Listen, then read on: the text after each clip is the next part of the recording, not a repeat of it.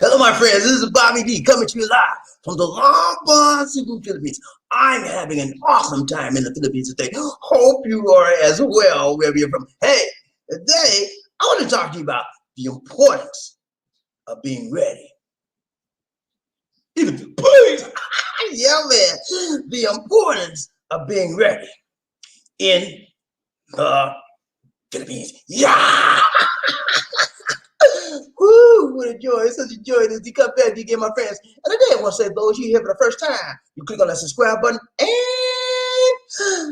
the bell notification icon. Sing fresh, new Philippine videos, motivational videos, and worldwide videos.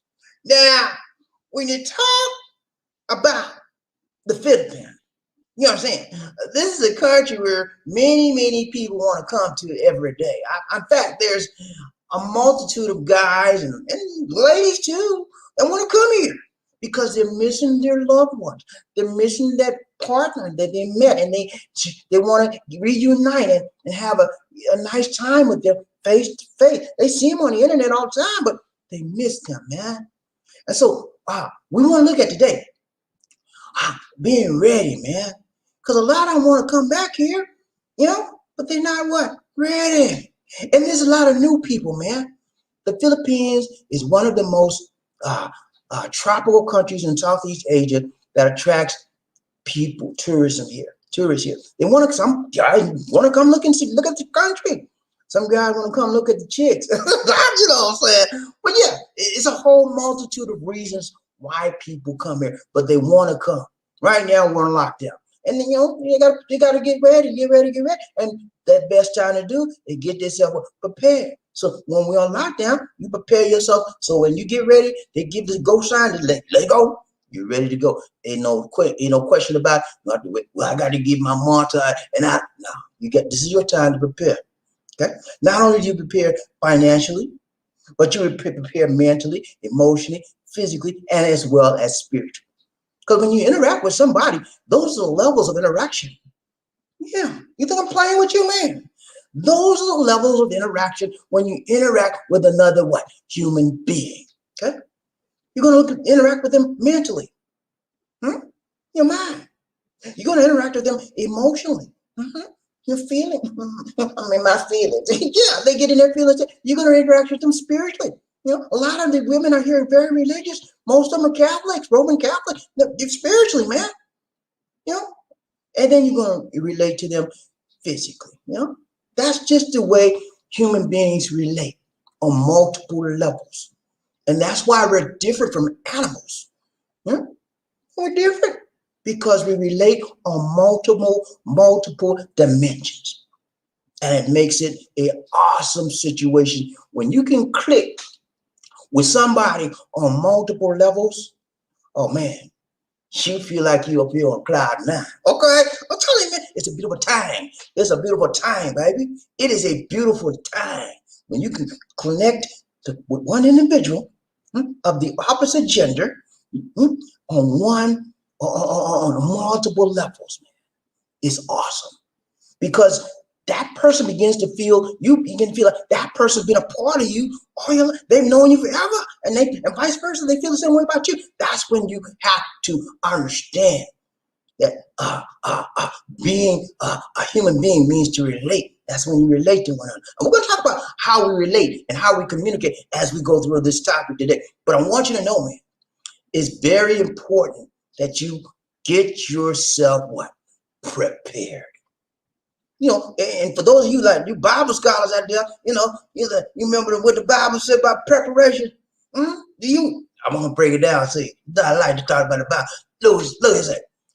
That's what the Bible say now in the 23rd Psalm. You can say, "And prepareth, he prepareth, prepareth." Same thing as prepare the table before me in the presence of my enemies. Even when your enemies, man.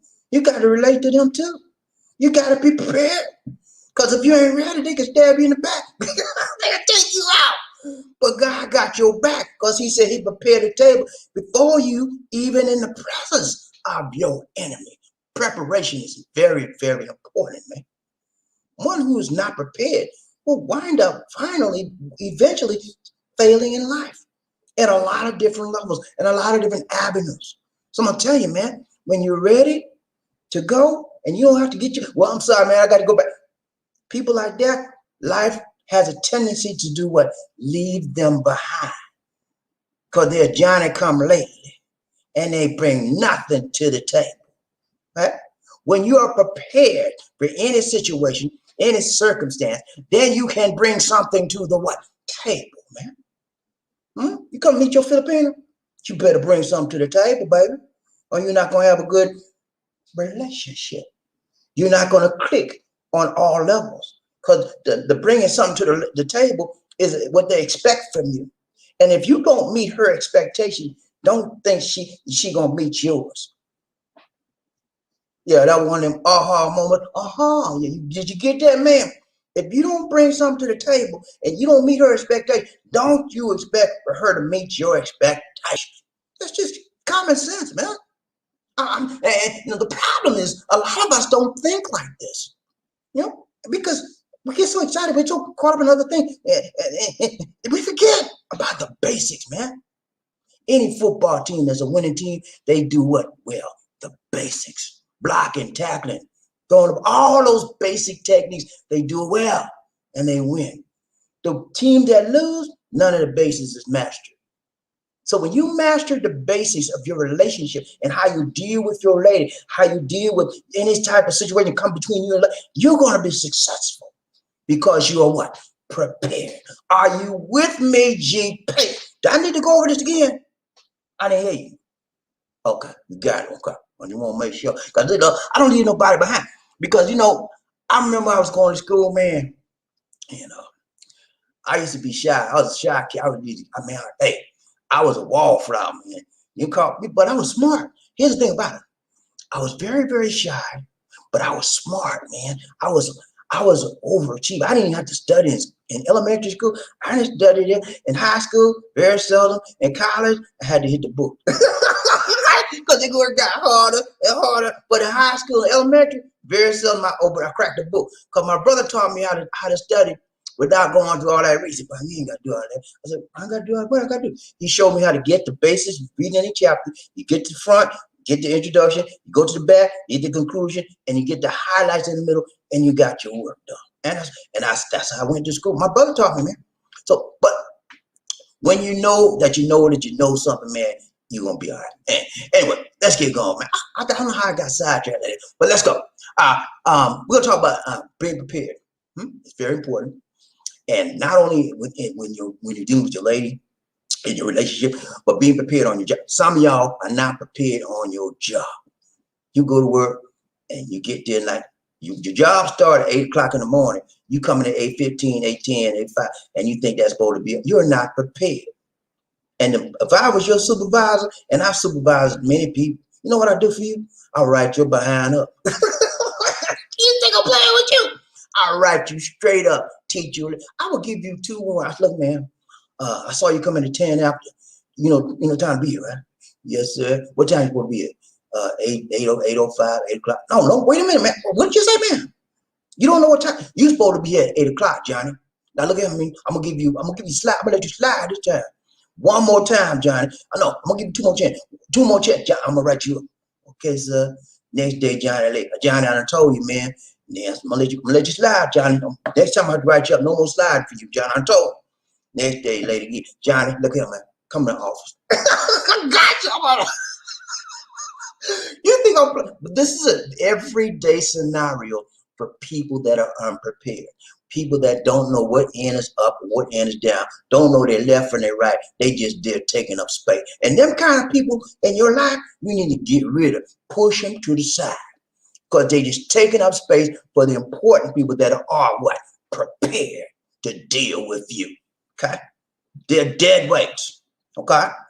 Johnny is a dead weight because Johnny he can't even show up at work on time. But he look every Friday at 5 p.m. when it's time to clock out. Johnny looking for that paycheck, but he can't even show up on time. You know, so you right people like that. You gotta let them know. You gotta make them. Hey, look, man, you was late for the last 3 days. I warned you every time. This is your third time. I'm writing you up. But please, hey Johnny, you already got 2 write-ups on you. This is your third. You get one more, Johnny, and you out the door. Johnny, can you listen, man? I'm doing this for your benefit. You think I like writing people up, Johnny? Yes, sir. Nah, Johnny, I don't like it. I'm not a mean person, Johnny. I have to do this it's for your benefit, not mine. I have to make an impression on you that you can straighten yourself out and get to work on time. That's why I'm writing you up. I don't enjoy doing this, Johnny. Yes, sir. I think you do. No. Okay, Johnny. Look, no more conversation. I'm writing you up. Sign that. I don't want to sign that, Johnny. Okay. Says you got to do. You got to give people a warning. You got to give them an opportunity to straighten it up. And if they don't straighten it up, write them out. And then if you're on a personal level for you, when you give people a warning, look, man, I don't like the way you talk. If your girlfriend talking to you, so listen, sweetheart, I don't like the way you talk to me. She said, what you mean? I don't like the way you talk to me. You talk to me like I'm smart, like I'm a dummy. You don't give me no love when you talk to me. You talk to me sharp. I don't like that. What you mean? You've been dealing with? Yeah, but I don't like it. I'm tired of it. You need to make some changes, sweetheart. Or I'm gonna have to make some changes. You gonna make all the change you want. You can't live without me. You know I got some good stuff. You got all the stuff you want. And I warned you now. Please, gotta start talking right. Then next thing you know, she talked to you bad again, and you made up your mind. You gotta let dead weight. You gotta let go. Give them a warning first. Give them an opportunity to straighten it up. But if they continue, let them go. Cut the cord, and then they'll realize what they had and want to come back to you. Okay, listen to me, man. I've been alive a long time. I know what to do. All right, let's go. First, I'm gonna give you a quick 1-minute review of what we talked about on our prior broadcast, live stream broadcast. And then we're gonna hit this broadcast real quick. I don't see a lot of folks here. I don't know what it is, man, but I know one thing. Tonight, I'm gonna say, pew! You know what that means, right? That's mean get the stepping. I'm gonna like, pew! I'm gonna run through this thing, baby. Pew! Like Speedy Gonzalez. You remember Speedy Gonzalez in cartoon in the movies? Come on, pew! All right, let it go. All right, prior 1-minute review. Let me see. I gotta find it for hold on. All right, here we go. Okay, yeah, man, we had an awesome live stream last time, man. We had an awesome, man. It was the bomb, baby. You missed that live. If you missed the last live stream, baby, you need to get it. Okay, you need to get it. Because we had a great time. It was a Black History Month special edition. And I'm going to have another one next week. Every week we'll have a Black History Month program on a particular person or group or whatever. And it'll be one entire session. And you'll learn some things you will relearn. But it's good, man. We all need a refresher. BobbieD, I know all about that Black History, man. You ain't got to tell me all that, man. I've been raised up in school system, man. And they didn't taught me that. But I had to go find it. I know, man. You might know it all. But guess what? Somebody else might not know it. You know, so it's just, but if you know it, teach somebody. Each one what? Each one what? Teach one. Teach somebody. But you can look at this too, because when we do it, it's for the refresh. Okay, but we're gonna do it every week until February gone. Okay, and then we're gonna be happy because I like Black History, man. Because see, you know, by me teaching it, I learn new stuff. I already know it, right? But I go back and review it. every time I review it, I see something different. Or I look at it something from a different angle and a different point of view, and it enlightens me and it makes me feel good inside. Because I'm a learner, man. I'm a lifelong learner. I love learning things. It helps me grow and helps me keep motivated to move forward. It gives me a drive. It gives me a hope when I learn something new. I try to learn something new every day. You know, that's what I do. I try. I'm not my own maker, but you know, I've been trying, you know. But anyway, let's go. A thumbnail for yesterday. Look at this is what a thumbnail we talked about yesterday.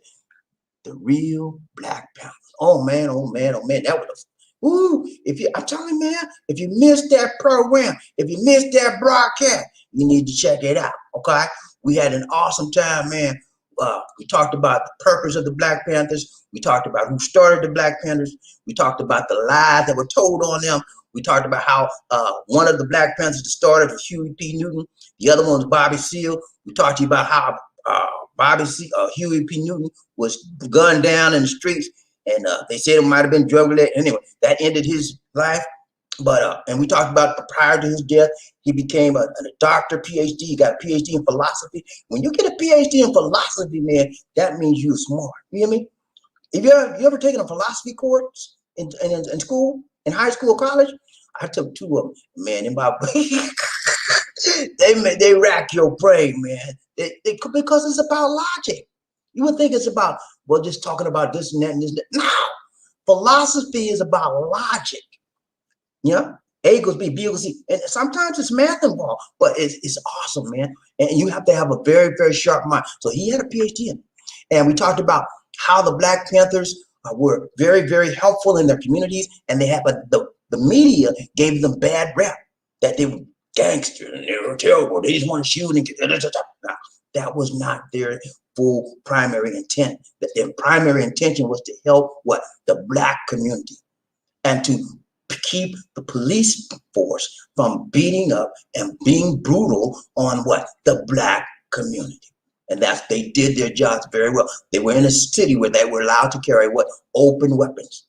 And because of that, the white community became afraid. Black man got a gun openly. Lock him up, Popo. Lock that black man. He got a gun open, carrying a gun. Sir, I'm sorry, I can't lock him up. That's the law. He's doing what he's supposed to do. He can do that. You can do it too if you want. See, they couldn't lock him up. And then they got so mad. They got so mad with the Black Panthers, they changed the law. When they say, no, we got to change that law. They taking advantage. The Black Panthers, they had to stop carrying because they say you cannot carry an open weapon. There's a whole lot of stuff. We talked about a lot of stuff. I'm telling you, man. If you want to know about the Black Panthers, and it ain't about no Wakanda, whatever they say. You know, remember the Marvel comic, Chadwick Boseman. God bless Chadwick Boseman, man. He was my man. I like the superhero comic, but that's not what it's about. Don't get it twisted, okay? That Chadwick is the superhero fantasy of Black Panther. The real Black Panthers are in reality, and one of the original founders is still alive to this day. His name is Bobby Seale. He lives in Oakland, California. That's where they originally started the Black Panthers. Okay, so I'm gonna say about that. Y'all need to check it out, man. I'm gonna show you some pictures we looked at. Look at that right there. We looked at folks. We talked about who they were, why were they, and what happened to them. And we had an awesome time, man. Check it out. Check it out when you get a chance. That's Bobby Seale right there, the big guy. That's him. He's 89 years old, man. He's still going strong, long and strong. Okay, that's their 10-point program to help the Black community. And if you understand what the 10-point program is, it's about providing shelter, care, food, health, wealth, all that kind of stuff to the Black community. And if you know, there's an actor, there's a rapper now. He's got a point program for the Black community. Ice Cube, is it Ice Cube? Yeah, Ice Cube. Ice Cube has like a 30-point program. But you know, same old thing. What goes around comes around. And I understand that Biden is speaking. Ice Cube. I would give away. I was against him for a while. So Ice Cube took his program to Trump. You know, it was, well, he gonna help us with our program. Trump ain't doing nothing but using him to get his notoriety so other blacks can vote for him. That's all it was.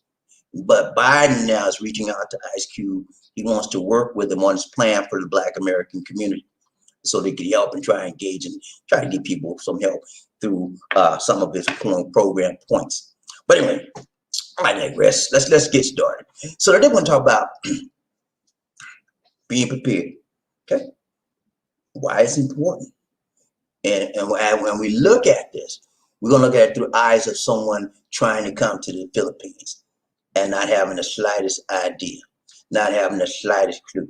Okay, that's what we're looking at. Okay, because I know a lot of you guys out there, you've never been here. You feel like you've been here because I've told you everything in the booth from A to Z about the Philippines. So you feel like you know it like the back of your hand. You know what I'm saying? You're like, I know this. Yeah. But you until you actually get here, man, you don't know nothing. Shut your mouth. You don't until you actually get on this foreign soil, this foreign land, and breathe this air and look at them fine women out here and do this and do that and walk the street and see the little kid begging. You ain't did nothing.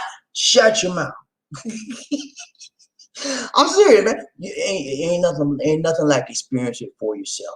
That's when you know you. Now it's good that you look at stuff and read and get. That's the part of preparation process. But until you actually experience it for yourself, you really don't know what it is all about, factually. Okay, but it's good that you want to learn by looking at programs like this and reading as well. Okay, so let's go. Thumbnail for the day, thumbnail for the day, thumbnail for the day. Let's go. We're going to get this real good. Let me see how many people got. Oh, man. Y'all know, hey, I'm going to run this thing quick. I'm going to say, pew. Don't get mad at me. Hey, I told y'all, if ain't a lot of people here, I got to go. I'm going to give it to you where you can understand it, but I'm not going to delay and detail it like I normally would. Okay. Y'all know I know how to run this thing. I've been doing this a long time.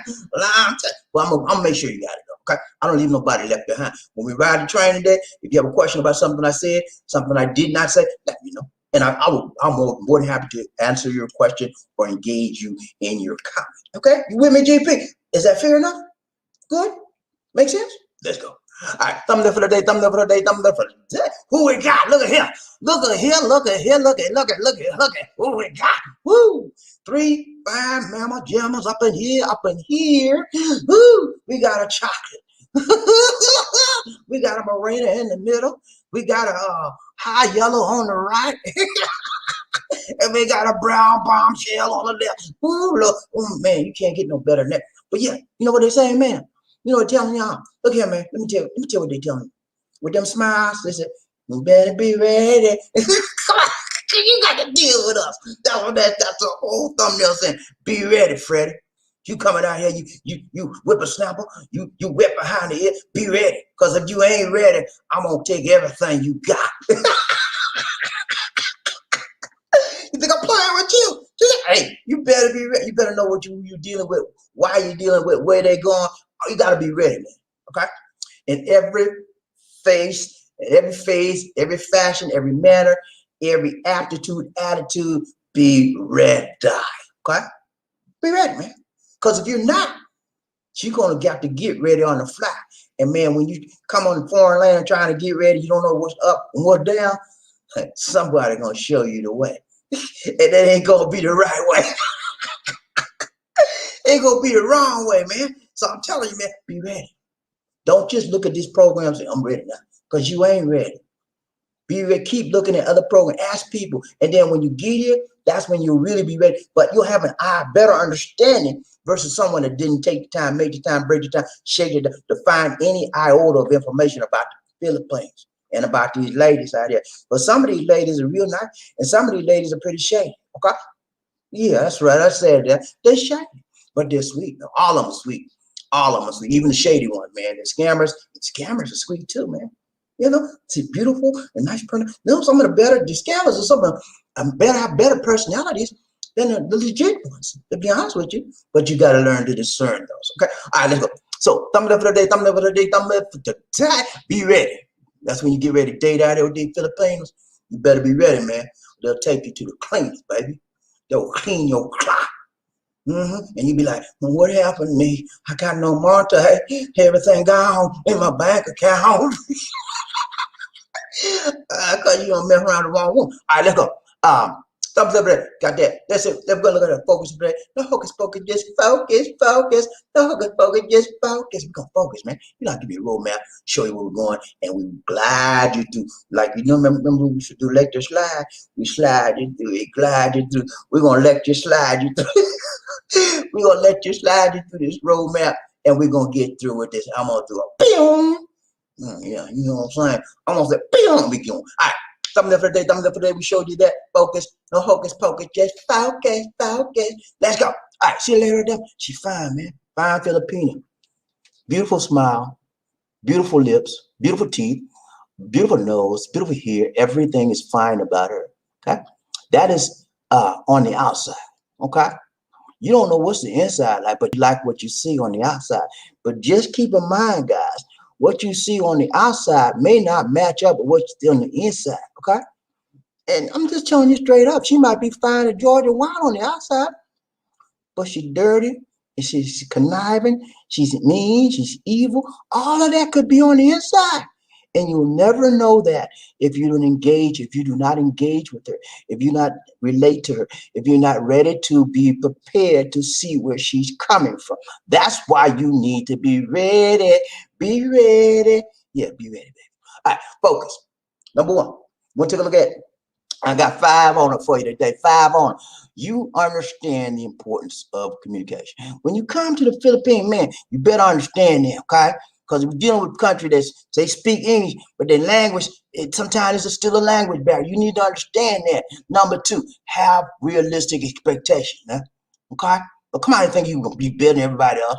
That's not a realistic expectation. So come out here thinking about these people are doing anything for a peso. Don't come out here like that, man. Unrealistic. Number 3, you prefer natural beauty. If you prefer natural beauty, you're ready to come out here, that's what you're gonna get. Because in the Philippines, what you see is what you get. Wiz and Wiggy. You remember I told you what Wiz and Wiggy meant the other day. Some of y'all there forgot exactly what I don't even know what Wiz and Wiggy mean. Wiz and Wiggy, man. What you see that's an acronym for what you see is what you get. When you come to the Philippines, most of the time, not all the time, because there's a lot of time, a lot of the Filipinos get all glammed up. That's not, they like putting on that makeup stuff. When you see a woman with a whole bunch of makeup and rouge on her face, don't die. Stay away from that, man. Because a lot of times they do that to attract you and they ain't about nothing, okay? So usually most Filipinos are natural beauties, man, okay? Number 4, you seek unconditional love and respect and support. If you're coming out here, man, you want some real love. I'm not talking about that fake love that you had in the USA. I'm not talking about that fake love you had in Russia. Remember that movie From Russia with Love and James Bond 007? I'm not talking about all that cheap, crazy love. I'm talking about the real love, baby. Okay? Look at me, man. I'm talking. Hey, hold on. I got you. Get that off of that. Look at me when I'm talking to you. Tell my dad used to look at me when I'm talking about. But yeah, I'm talking about real love, man. I'm talking about the love that is unmistakable, unshakable, unbreakable, that you can sometimes reach out and touch. It's so thick, man. That kind of love is everlasting, baby. I'm getting the top. But anyway, yeah, that's real love. Okay. Number 5, you value loyalty. Okay. Those are the things we're gonna look at. Yeah, loyalty is very, very big here in the Philippines. Okay. I know it's not too big in the USA or in the Western world. You know, people are only loyal to you to the extent that you put something in their pocket, or put something on their table, or put something in their hand. You know, put some clothes. That's the extent that they're loyal to you. Okay. And a lot of women want some drugs. You got some joint. They loyal to you. You know, some want the booze. You got some liquor. They loyal to you. You know, you got to pay their rent. Yeah, they look. You know, all that's kind of, you know, but not out here if you find the right one, okay? And when you find somebody that's only loyal to you to the extent that you put something in their pocket or put something in their hand or playing something, that's not really a good relationship. If you think about it, because when you take that, what you're giving to them away, what you got left? Nothing but empty space between you and her. Because the connection has been cut. The connection was monetary or whatever gift you were giving them, that was the connection. There was no love connection there. It was like relationship with business, transactional wise. It was a transactional relationship. And that's what you want to stay away from. Transactional relationships are relationships that are temporary. They don't benefit anybody on the long term. On the short term, you may get a little there, a little chitty pie or whatever you don't want to call it. But I'm talking about long term, everlasting love, development down the road. We're going down the yellow brick road stuff. That you don't get that with a transactional relationship. You want to stay away from them. All right. So let's go to the points again. One, understand the importance. Have realistic expectations. Be preferred natural beauty. You see, those are things you need. Those 5 things. If you have those 5 things, a grasp on those 5 things, ladies and gentlemen, then you are ready. You are prepared to hit the shores of the Philippines. You thought I was going to say the shores of Tripoli, didn't you? I fooled you. That's the wrong. That's a Marine. You ain't no Marine up here. Yeah, but you're prepared to hit the shores of the Philippines, of the archipelago. That's what they call these islands, an archipelago. And that's a big word. Look it up. I think I didn't know that word, man. Archipelago. It's an island series of islands. Okay, so let's go on. Number one. We only just begun. This is 2021. We only just begun. And I'm going to keep you straight on 2021. I'm going to come to you on a regular basis, on a frequent basis. I might not always be live, but I will have a video, okay? If I'm not, you don't see me for this day, on a day, you will see me on a video, okay? That's how I'm doing. That is my strategy for 2021. If I'm not live, there will be a video, okay? And sometimes you'll see me live as well as a video, or sometimes you'll see 2 videos, or sometimes you'll see me twice in a day live. That is my strategy, because I want to be with you. I want to hold your hand. I want to be your friend. I want to be the one that you go to and say, hey, BobbieD, what about this lady, man? She trying to give me, she want me to give her some money, man. That's what I want to be your confidant, because I want to make sure that you're taken care of when it comes to coming to the Philippines, being prepared to get here, and I don't want nobody using you. That's how much I care about you, man. Yeah, you think I'm playing with you? I ain't playing with you, man. Hey, that's how I am, man. I'm a caring person. And I'm a person that likes to help people. And I reach one and I teach one. And when I help somebody, then I expect them to do the same thing. You know, I just don't help you, and that's it. And you're going about it. No, I want you to help somebody else. That's what we call pass it forward. All right, let's go. Point number one. Let's go. Number 1 was what? Focus. You understand the importance of communication, okay? You got to have an understanding of the importance of communication. What is communication? It's a sharing of ideas, expression, thoughts between 2 individuals, okay? It could be between you and your mom, between you and your boss, I don't know, man. Communication. Some of us are very good at it. Some of us are very weak at it, yeah? And then some of us in between. But you should be good at your communication when you come out here, okay? And the reason why, I'm gonna tell you, you're dealing with people that have English is not their primary language. I know it's a legal language out here, it's English and Tagalog, but most of the time when you deal with Filipinos, they'll speak some English, but they won't speak it that well. So you have to understand, when you communicate with a Filipino, you must communicate on a level where they can understand your basic English. You talk to them like you're talking to a 10-year-old, not to belittle them, but so that they can understand you. Unless there are many that are very, very good in English. If you find one that's very good in English, you don't have to talk to them like that. Just talk to them like you're talking to a regular person. But if you find one that's trying to understand, what did you say, sir? I don't understand. Then you got to break your language down. You have to change your medium of communication. Are you with me, GP? Let's go. All right. Number 1, you got to understand, communication is important. When you have a good understanding of communication, you're ready to come to the Philippines. You're ready. Communication is sending or receiving information. That's all it is, okay?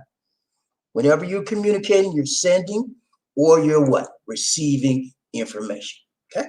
There must be a sender. You know about football, Matt Ryan sending the ball. He's communicating to Julio Jones, is the wide receiver. It's like, I'm Matt Ryan. Julio Jones in my hand right here. Matt Ryan get ready to throw the ball. Julio's out there running. You see him? Matt Ryan is preparing to send him a message that I'm getting ready to throw this ball to you. Sender, right? That's the sender. Julio's what? The receiver. He sends a communication. I'm sending the ball, throw the ball. And sometimes he'll do like this, go further. But Julio's reading him all along. and he sees what he's getting ready to send, and then when he throws it, pop, catches. That's a successful communication between the sender and the receiver.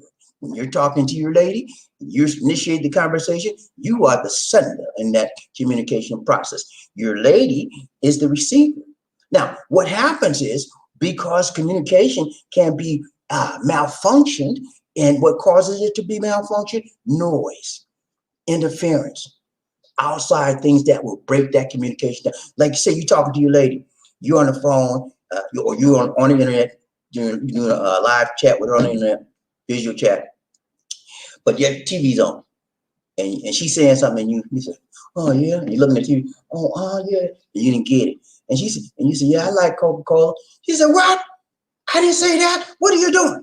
That's improper communication.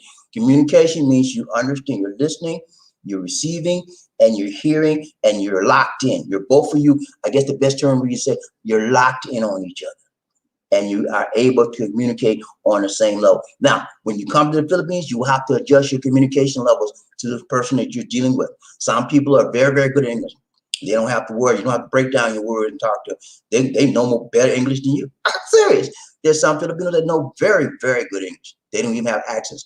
Then again, there's others that have thick accents. They don't understand you. So, what did you say, sir? And you know, because they take English in school, but they don't practice it. Whenever you don't use, you do what? You lose. So you run into a lot of people like that. So you have to slow your roll, slow yourself down, and communicate to their level so that they can understand you. Because I can tell you now, if you don't have proper communication with them, you're going to make a lot of errors unknowingly, unwillingly, and it's going to slow your whole trip down. It's going to slow your whole relationship down when you're dealing, especially that woman that person that you're communicating with. If you're a lady, if you can't communicate to her properly, you're going to have some serious trouble. And my first 2-3 years dealing with Lisa C was serious trouble. I had to learn how to adjust my language. So I would talk faster. And she was, what did you say? And then I realized I had to slow down. Anyway, communication, man, especially with your Filipino, and based on her level of communication, talking English, you're going to have to adjust. Okay. Now, so we talked about communication being a sender and receiver situation. And we talked about some things that could break up that communication is noise. Noise is always a factor, and there's a lot of stuff like static, whatever. Interference outside can break down your communication. All right. Now, it helps. Communication helps you to share your ideas, thoughts, emotions, and feelings. If you have good communication with your Filipino, whoever you're dealing with, that's one of the things you need to cultivate. You need to generate is a good level of what? Communication. Filipinos are very, very verbal, especially, you hear me, guys, especially when it comes to relationship. Okay. They want to talk about how they feel. Feelings are important to a Filipino. And so if you don't have an understanding of how you can reach her, teach her, to get her on a communicative level where you can respond to her, she can respond, then you're in trouble, buddy. Some of us as guys, we don't know but pull them drawers off. What kind of mess is that? That's all we know. Pull them drawers off, girl. Let's go. How you gonna be? Is that good communication? That's insensitive, first of all. And secondly, she's not a robot to respond to your command. You got to learn how to talk in a way that you can receive them and allow them to give their best to you. Or you might get what you want, like with that language, but you ain't gonna get the best. Learn your woman. Learn her language. There's a language called love, L to the O to the V-E. And when you speak to a woman, even especially a Filipino, in the language of love, and you communicate to her in a very sensitive and a very caring, sharing, warm manner, it will open up some doors. She may not understand all of your words, but she knows your intention behind what you're trying to say to her because you're sensitive in what you're doing. You're sensitive to her emotional level. Are you with me, GP? Communication. Just what I'm doing to you right now. And I'm a very good communicator. You can't tell me I'm not, because I ain't. I have to get, I used to be a bad, but I learned. I determined I wanted to be better. So, communication, guys, very, very important. I want to go through this diagram real quick. You see the diagram right there? You have a sender, and then there's a message that you're trying to send. You're trying, let's say you're the sender. You're trying to tell your lady, I love you. The message is, I love you. And it goes over a channel of a medium. And in other words, you could be over the internet, over the airways, over the phone, or you could be writing person to person. But that is your channel medium. How are you sending that message? What medium or what package is that message coming through? Okay, and then the receiver. That's the person you're talking to, your lady. She receives something. Now, when you say I love you, if there's a lot of noise in the room or noise where she's at, that message could get garbled, it could get noisy. Somebody could say, it could come out to her on her end, she can understand you hate her. But you're actually saying you love her. So you have to have clear communication.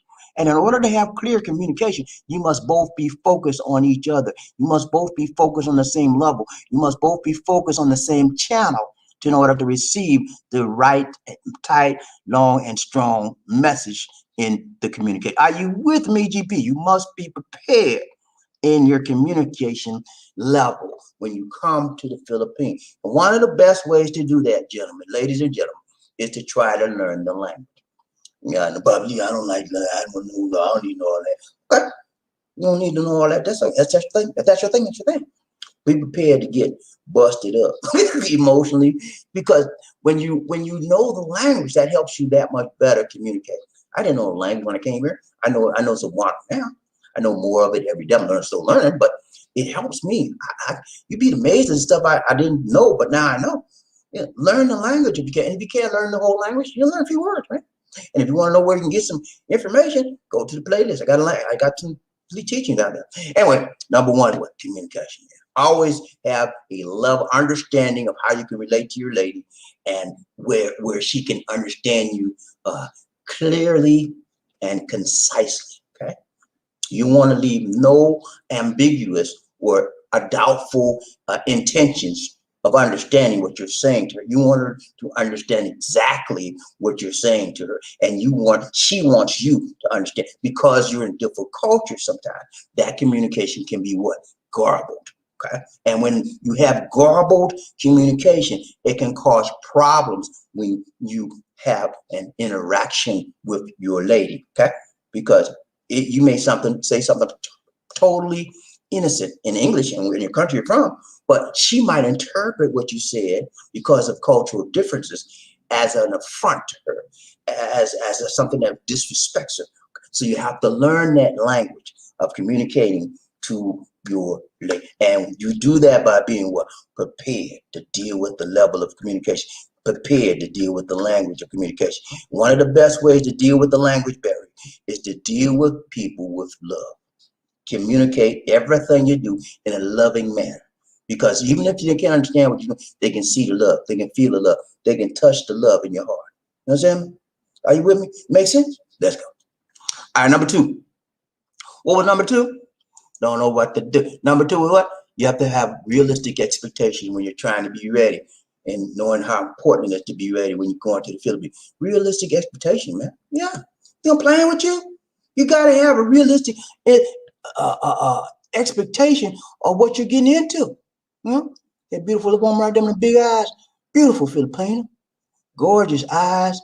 Gorgeous Filipino nose. Beautiful complexion. And she can't get no better. You can't get no better than that, brother. But yeah, you got to have a realistic expectation of what you're getting into. Some of you don't have the slightest clue. You think you're going to the Philippines and you think everybody love black men. Come on, man. When you gonna get some sense? Just because you black, you think you God's gift to all the Filipinos? Huh? Who told you that? I want to know who told you that. But I sure didn't tell you that. Don't get no crazy stuff. That's what I'm talking about. Improper, unrealistic expectations. That's an unrealistic expectation. And you're setting yourself up for failure when you get there. Just because you're black, don't mean everybody woman like you when they see you. Some women out here they don't want to be bothered with nobody black. They can't stand the color black. That's just what, but some of them do like it.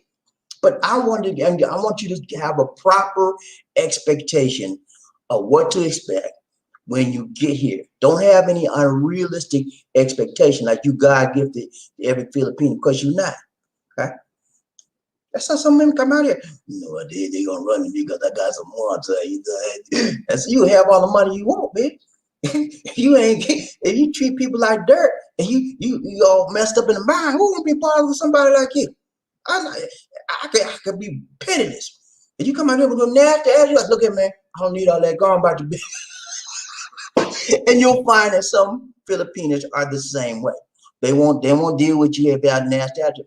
Right. But yeah, you gotta have proper expectations, man, when you getting yourself prepared to come to the Philippines. Filipinos are dreamers, man. Yeah, most of them. They were always dreaming to go to the USA, always dreaming to get money, always dreaming to win a lot. Oh, they're dreamers, man. And there's nothing wrong with that, man. You know, when you have a dream in your heart and in your mind, you have hope. And it keeps hope alive in them by dreaming, wishing, wanting, longing for something. It keeps you motivated. It keeps you elevated. It keeps you walking and talking and striving towards something in your life. Filipinos are dreamers. Okay? You with me? Dreamers. And it's okay, man. It's okay to have a dream. Dream big. But don't let your dreams be dreams. Okay? That's what a lot of people say. Dream big. If you're gonna dream big, man. But don't let your dream just be a dream. I mean, you got to get something to go towards that dream. Go get it. And that's where a lot of Filipinos fall short. They just dream all the time, but they don't walk the talk. They don't seek after that dream. They don't go get it. They just, I wish I had a millionaire. I wish I had a foreign man. I wish I had, and that's it. Dreams. Dream don't mean nothing until you put some elbow grease around it and you try to strive towards those goals. Okay? So that's what some of them fall short. They have dreams. They're dreamers, but they usually fall short of the dreams. Okay, so be prepared to understanding that when you deal with Filipinos, you're dealing with people that have big dreams. Okay, face the reality of our dreams. That's what a lot of people don't. Dreams are goals, and that goals should allow us to accomplish our things. But a lot of people don't face the reality of our dreams. They want, like Martin Luther King said, "I have a dream." Y'all remember that? I have a dream that black children, white children will be walking hand in hand and all that, and not be judged by the color of their skin, but by the content of their character. That was his dream. Some of y'all don't even know the speech. Some of y'all don't even know the genesis or the basics or basis of his speech, because you never took the time, booked the time, shook the time to look at it. It's online. Go look at it. I have a dream. Martin Luther King. Look it up. It's apropos to look it up during Black History Month. Look it up. But Martin Luther King had a big dream, man. He worked towards his dream for his whole life, and it was. Some people think it was unrealistic because some people believe that black and white will never be together. But his dream was, in my opinion, was realistic, and he would work towards his dream. And that's what I'm trying to show you. When you work towards your dream, and you get part of it or sort of it, it can be realistic. You understand? Working towards a dream allows you to see whether your dream is realistic or not. If it can be, and it can be. His dreams are not fulfilled yet. Got a long way to go. We've got a lot. We have come a long way, all right? But we got a long more way to go. Okay. And we're going to get there by and by. But we got to keep working his dream. All right. Face reality. Sometimes we got to face the reality of our dreams. Sometimes our dreams can be over thought about or over realistic, if that's a word, if that's a term. Our dreams can be more than what we thought it should be, or it could be too expensive for the time we're trying to reach. But be prepared. Why are you coming to the Philippines? What is your goal? What are your dreams in your heart and your mind and spirit about the Philippines? About the person you're trying to meet? All of those are dreams. All of those are things you need to understand. And you understand the Filipinos have those dreams too, just like you do. They have ideas. They got things they want to do. Okay. Most Filipinos are realistic dreamers. Okay. They're realistic. They understand they got a dream and want to be a millionaire. But the reality is they living on the problems. The dream is, I want to have a big house, big car, big husband, foreign man. They like big men in the Philippines. Women like, playing with you. You ever seen a foreign man? He up here, this tall, right? He got a little skin. He got a little Filipino this big, and they walking hand in hand in the mall. I said, he looks so crazy, man. He's like a little girl, but he's a grown woman. It looks like a little girl to him, right? But it's a grown woman. That's what happens, man. When your reality is out of reach and your expectations are too awesome or too expensive, you'll never reach your goal. Okay, you have to have realistic goals, realistic dreams, and push towards getting it. How do you know if it's realistic? It's because it's something that can be accomplished or not. Okay, that's how it is. But understand, the same goals and dreams and realistic values that you have, your Filipino has it too. Just because they're just from a different culture doesn't mean they don't have any goals in their life. And when you deal with the Filipino, when you come to the Philippines, if you have a one-on-one relationship with somebody, understand what their goals in life are. Understand what their dreams in life are. That helps you to get to know that person better. Just don't slam bam thinking, man, that ain't nothing, man. Because when you do that to somebody, you are belittling them. And they know it. The person that you're doing that to, they know it. And so they know that you don't want much from them. So they're gonna try to get what they can from you. Sometimes when they find that you're treating them like a piece of meat, you know what they do? They try to get every penny they can get from you because they know it's a short-term thing. Because they know you're gonna get tired of that and you're gonna try to. So they try to get you, man. So deal with people on a one-on-one basis. That's the best way to deal with it. Understand their goals. Understand their the reality of where they are now, and then help them to meet their goals and expectations in life. And hopefully they'll do the same for you. But be realistic. All right. Are you with me, GP? You with me, man? And when you get ready to come to Philly. All right. Number one was what? Let's go back. Number one was what? Understand the importance of communication. Number two was what? Have realistic expectations. And number three, you prefer natural beauty. Okay. When you prepared to come to the Philippines, you understand. You're not looking for somebody with a weave. You're not looking for somebody with a weave on their head, okay? You're looking for a natural beauty, okay? Because that's what's out here, man. Most of the women out here, man, they are natural beauties. You hear me? I'm telling you, man. I've been out there 6 years. I'm telling you, man. Most of the women. Now, you're going to find someone with all that makeup, lipstick, and this, and weave this and weave that, trying to make more than what they is, you know? But those ones you want to stay clear away from. Because the only one is your Monte Honte. The natural women, the natural beauty are the women that you want to strive towards. Now, doesn't mean that just because that someone that does wear makeup is not real. But I'm telling you, by and far, the ones that don't wear makeup are the ones that are honest because they're being themselves and they're not trying to put on camouflage. They're not trying to fake like they're somebody else than who they're not. Because when women put on white makeup, what's the purpose? The purpose is to hide something, right? If I go get some lipstick right now and put on my big lips, I'm trying to hide my big lips, right? Or if I go get a wig and put on my bald head, I'm trying to hide my bald head, you know? And women are doing the same thing. That's why they wear weaves and makeup and all. And when you come to the Philippines, you're not going to sell. You are, let me put it like this. As it pertains to genuine, real Filipinas, I'm talking about the real deal. I'm not talking about the scam, jam, or flim flam. I'm not talking about them. That's the one that wear that kind of stuff. But I'm talking about the real deal, genuine Filipina. They're not gonna have on all the weaves. They're not gonna have all 2 layers of makeup and big thick. They're not gonna have that, man.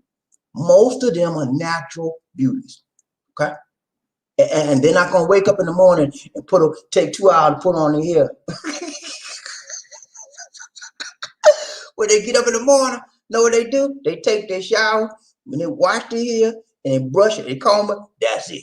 And they get out the door. Okay?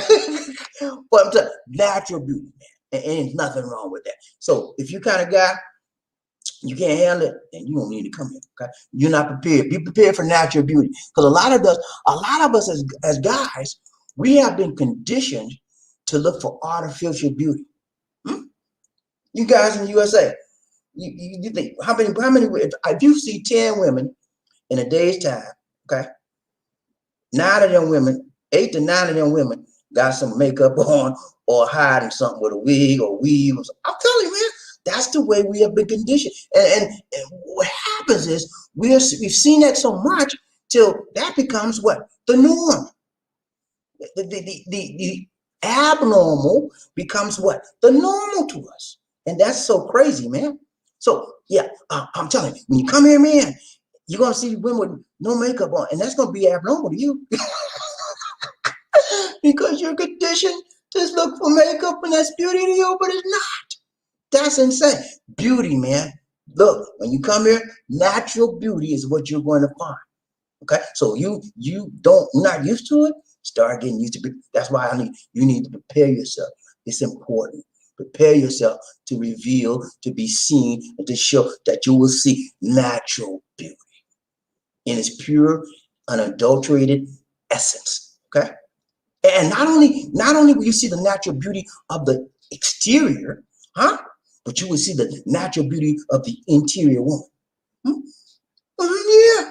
Some of the women out here are some of the finest interior wise inside that I've ever met. They're honest, they're decent, they're kind. And as opposed to where you come from, that's hard to find in the USA. But here, it's all over.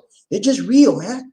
They're just real, simple, loving, caring, shared people with natural beauty on the inside as well as the outside. And you'll find that out when you get here. Okay? Be prepared to deal with the natural beauty. Let me go over this real quick. We gotta go. All right. Number 3. You prefer natural beauty. I prefer natural beauty. Okay? And you know, it's beautiful. Look at woman right there. Beautiful, man. Big lips, beautiful eyes, beautiful hair, beautiful complexion, big, beautiful woman, man. That's the kind of stuff you're gonna find when you come here. And the thing about it is, the women here, man, they're so beautiful. They don't even realize they're beautiful. That doesn't make sense, does it? They're so beautiful that they don't understand their beauty as it compares to another country, because they're like average here in their own country.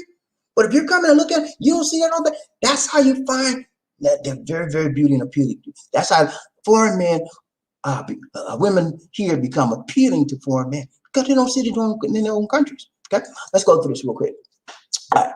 So when you come here and you're prepared, you have to be prepared to prefer natural beauty. That's what that shit. I messed up and put that flag over there. See the 3 flags I got there, y'all? The first one is the Spaniard flag. The second one with the big red circle, that's the Japanese flag.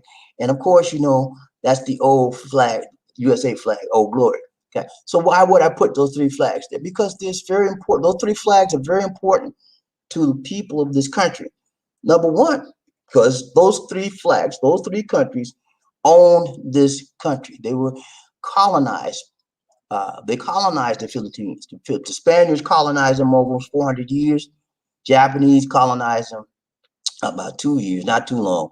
The USA colonized them for about 40 years. Okay, so these people are a mixture of other cultures. Yeah, they are. They're a mixture of a lot of different cultures, and it's a beautiful mixture. Beautiful when it comes to the appearance, natural beauty, because they come from different cultures. Okay, now you're not gonna find too many glammed up women up here. Okay, and when you find a glammed up woman, all the rouge, all the makeup, all that stuff, you be like, ma'am, she said, sir, how are you? She'll come up in your face. She said, how are you, sir? I'm fine. How are you? I'm good. Oh, I just need something to eat. Oh, can you buy me? And then you say, oh no, I'm sorry, I got to go. Keep stepping, man. Because that's what the ones that approach you like that, they want something from you. And they got all that lipstick to do that. To do what? Attract your attention. You got makeup up to here. You know, a lot of them have these line eye, I don't know what they call it, but it looks like they have what do you call eyebrow, and they come in the middle. That ain't nothing but makeup. They make it extended from here to there to be all in the middle. Them the one you really want to stay. You really want to stay away from. And then they got these one. They had I don't know what you call this name. They'll make a line from here on the side of the eye up to here like that, and then be looking like clown, man. What is wrong with this? Like, yeah. But when I see women like that, okay, how you doing, man? Okay, I try to keep it short, keep it stepping, because they want something from you. Listen to me, okay? Be prepared when you come out here. Very important. All right, let's finish this up.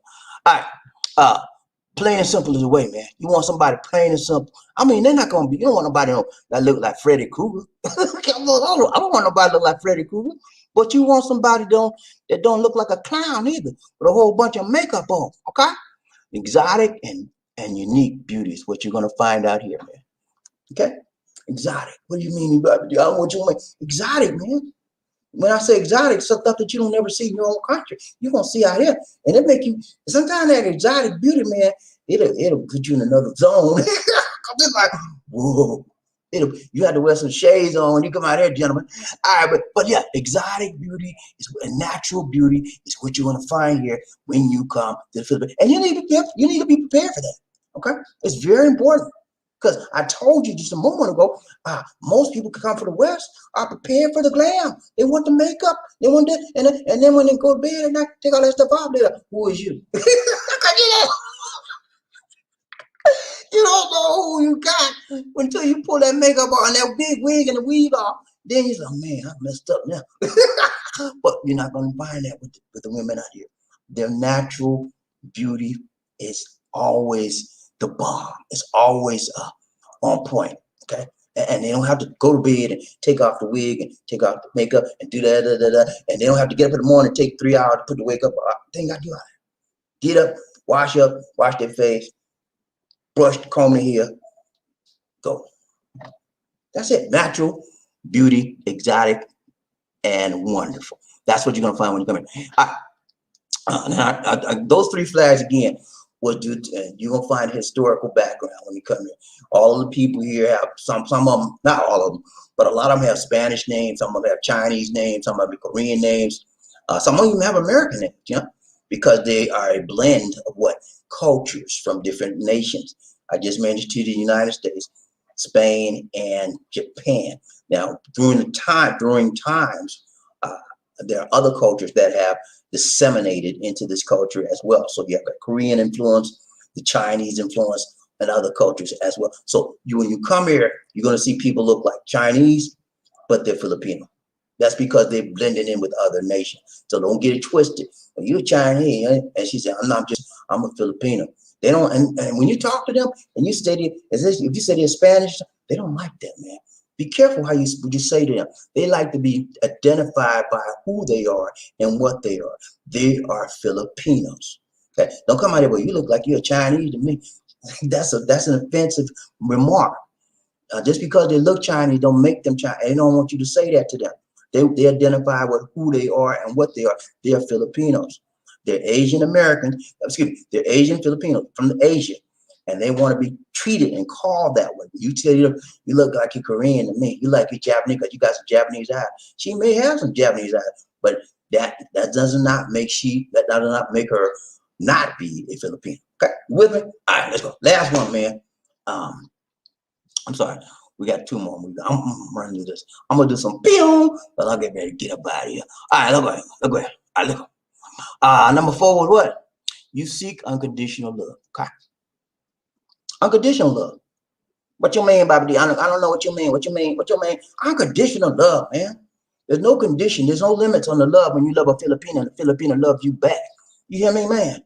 I'm gonna say that again because I don't think you got that. There's no conditions on love when you love a Filipino and the Filipino loves you back. There's no limits. Okay. A Filipino is a no limit soldier. When she for you and nobody else. She will go to the end for the world, the earth for you when she loves you. Okay, that's how they do out here. And I'm not talking, let me, I have to say this so often because y'all probably, well, BobbieD, you know which one I got, you got all my money. I ain't talking about those flim flammers and jammers and scams. I ain't talking about those because they're not legitimate Filipinos. This is somebody trying to get your monte. But I'm talking about the real, legitimate, born Filipino that want to looking for a man, okay, a husband. All right, they will be with you to the end of time. In their minds, when they get hooked up with you, it's until death do we part. Are you with me, GP? Huh? Make sense? That's how they're raised in the culture. Most of them are Roman Catholicism, Roman Catholics. And in the Roman Catholic Church, one man, one woman, tie up together, it's a lifetime deal. There's no divorce here. Okay? That's another thing in the back of their mind. In their mind, when they hook up with you, you're the one. They don't want nobody. The good ones don't want nobody else. Okay? And so when you come out here, you have to understand that as it relates to these women, they will give you everything they got. They will support you unconditionally with love. Filipinos will love you like you have never experienced love before in your life. You hear me? Every day is a new day.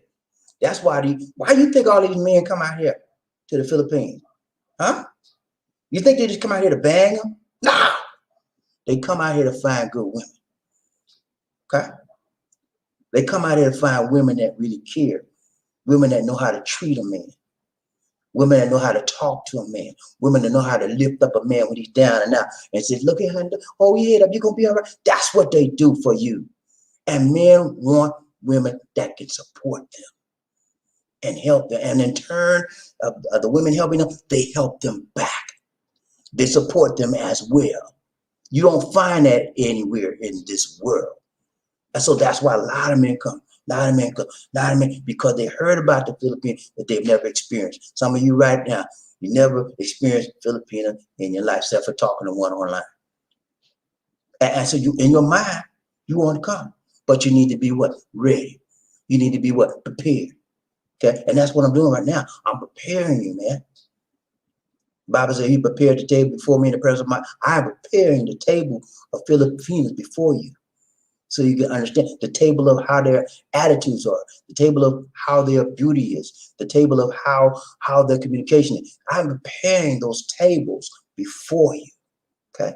Now you have two choices. You can eat of the table I'm preparing for you, or you can say, I don't want no party. No, that's up to you. You make your life easy, or you can make it hard. Which one you want? I don't know about you, man. I want the easy way. I don't want to knock my head on the wall, learn stuff. You tell me the right way, and I know that's the right way. I'm gonna take it and I'm gonna run with it. I'm telling you, man. I've been here 6 years. I'm telling you, right. All right. Let's see. I'm finished with this. But yeah, they will give you they'll give you unconditional love, man. No limits, no strings attached.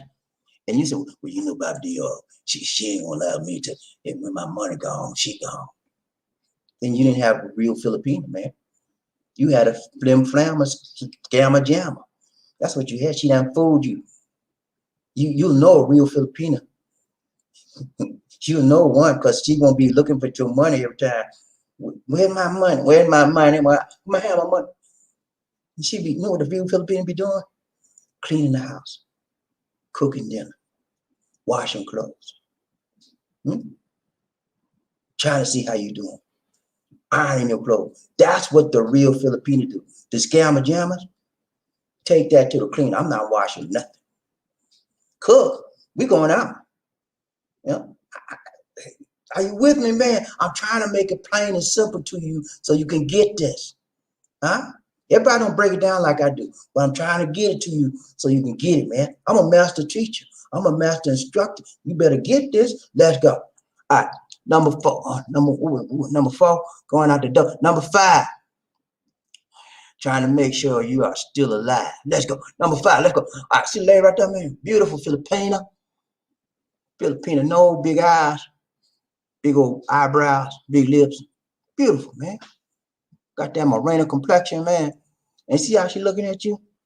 Beautiful eyes. She can look right through you, like she got x-ray eyes. But that's how some of them look, man. They don't even know the beauty. I just told you before. A lot of the Filipinos, when you come out here and talk to them, they have no clue. They have no clue of their beauty. They have no clue of how their physique, their presence, their features elicit responses of other people, especially foreign men. They don't understand. And then there are those that do understand. Okay, and the ones that do understand, sometimes they use it to their advantage and to your disadvantage. Like the scammers, they know that they're beautiful in your eyes, right? They're going to take advantage of that. They gain your confidence, and then they do what? They get in your pocket. They take everything you got, clean your clock out. That's why you need to be what? Prepared. Whole purpose of this broadcast tonight is to make sure you know the importance of being prepared. In 2021, we only just begun. Excuse me a minute. No one say that. I ain't gonna say it tonight. All right. Okay, number 5. Trying to be like, okay, so they value, if you value loyalty, man, you coming to the right place, baby. Because when you hook up with the right Filipino, they will be loyal to you. I just told you they'll be with you to life, to the end of life. Huh? You know, if you want to test their loyalty, tell them you're leaving them, and they'll be crying everything. So please, please, and then eventually they'll say, "Okay, I want you to have the best in life." When you get to one like that, you test them out and say, "I'm leaving you," and she said, "I love you so much, my dear. I have to let you go because I want you. I want only the best for you, and you decided in your heart that I'm not the best for you. I want you to find the best because I love you so much." Then you know you got to go on. That's when you know you got a good Filipino. That's when you know you have someone that's loyal, dedicated, and not going to change up on you. Are you with me, GP? That makes sense? Make sense? All right, let's go. All right, Filipinos are very loyal to their partners. Union between a man and a woman is sacred, man. I just told you a minute ago. Most Filipinos are Roman Catholics. And in the Roman Catholic Church, one man, one woman. That's it. They're loyal to you. I don't care if you look like Freddy Krueger. If they hook up with you, you're going to be their man. Okay? They're going to be their man for life. Not just for because you got some money. If you didn't have no money, you still be their man. They won't let you go. That's the loyal, dedicated Filipino. That's how they are. And some of you would beg to differ with me. I know you would. I know you'd beg to differ with me, but it's okay, man. I've been there. I know what I'm talking about.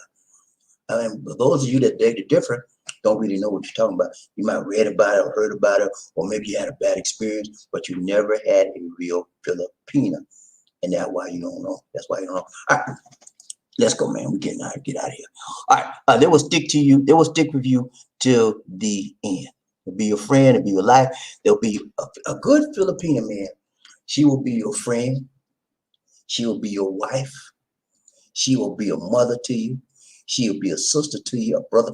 Everything you need all wrapped up in one. That's when you know you got a good Filipino. You can tell them anything, and they'll tell you anything. They'll receive it, and they won't make fun of you. Okay? That's when you know you got a good one, and you need to be prepared for that. Okay, that's it, man. I'm done. Let's go back over this real quick. Real quick review, and we out. We out on the right train. Okay. All right. Thumbnail for the day. Focus for the day. We talked about how to understand the importance of communication. Told you about the sender and receiver. We talked about you need to have realistic expectations. They'll come out here thinking everybody loves you and look at one another now. You have to prefer natural beauty. Remember where you came from. Everybody got fake stuff. There's no faking out here for the most part. Seek unconditional love. Be understanding. Be prepared to seek unconditional love. Be prepared to find people that want to love you for you. Stop all you alone. A lot of you used to women loving you for your multi. You got that big job, big house, big car, and women flocking to you. Not because you not for your money. And then when you come out here, be prepared to find people that value loyalty. They want you to be loyal to them, and they want to be loyal to you. The problem is with us. We come out here, we want them to be loyal to us. We want them to find me loyal to be. And then soon we go back home to USA, we messing around. Unfaithful, unloyal. And then we got the nerve to go on the internet, right? And accuse, I know you've been messing around. Who you been messing around? And you all along you doing the messing around. Johnny, I don't mess with anybody. Johnny, I fear the Lord. I would never do that, Johnny. Please, Johnny, don't accuse me. Yeah, I know you're doing it.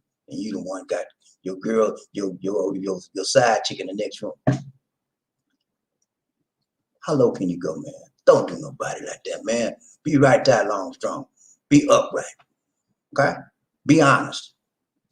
Because that's what a good Filipino expects from you. And that's what you should expect from her. If you find one that's messing up on you out there, and you know they're messing up, cut them loose. Then you know you don't have a good one, okay? Because I'm telling you, if you're on the internet, you're going to take at least 8. You have to go through at least 8, 7 or 8, maybe more to find one good one. Because there's so many scammers out there. They make the good Filipino have a bad name. Okay, that's it, man. So I got for you tonight. We're gonna get ready to do a pew on this train tonight. We out, God, y'all with me, man. Y'all with me, man. People get ready. Whether the train is coming, don't be no ticket. You just get on board or needed love. Who said again, says sweet love. Don't need Don't need no ticket. It just get on board. Get on board. Woo, y'all ready, man? I was on the job. I'm ready to ride a train, man. We're gonna do a pew. Get out like Speedy Gonzalez. Y'all ready, man? Hey, when I say toot toot, you say all aboard. Toot toot, toot toot. When I say all aboard, you say toot toot. All aboard, all aboard, all aboard. Y'all ready to ride a train, man? I gotta find out who's bubbing up, topping up, bubbed up, and I'll be the first man in the. Who that is? Who that said he gonna beat them Saints? Who that? I need to know. I got to know. And crime, I want to know who that is. Who's the number one honcho in the house? Hey, man, let me tell you.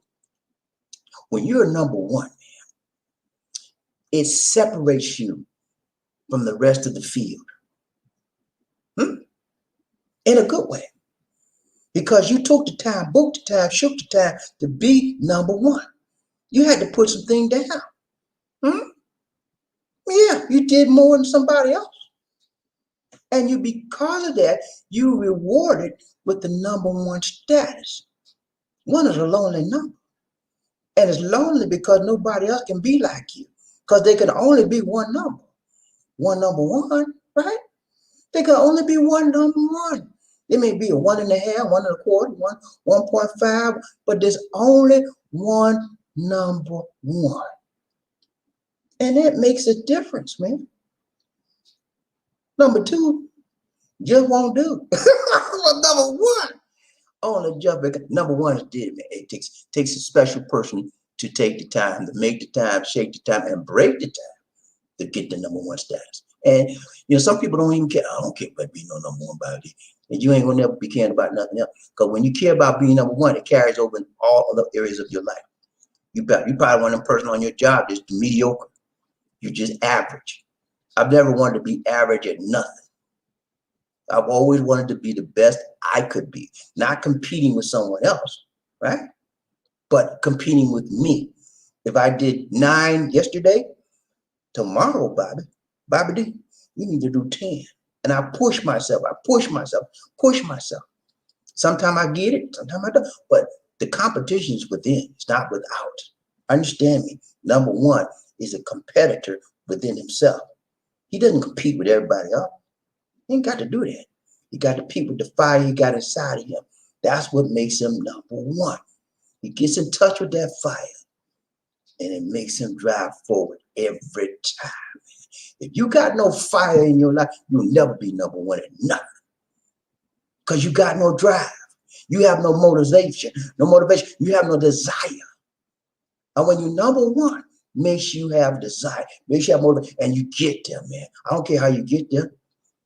Get there if you can. Let's go. All right, we got to find out who rubbed up, topped up, be first man in the. Who we got? What's wrong with it? My system messed up, y'all.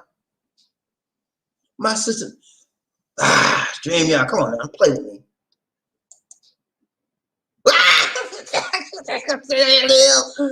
Okay, y'all. We got a lady in the house. Angel in the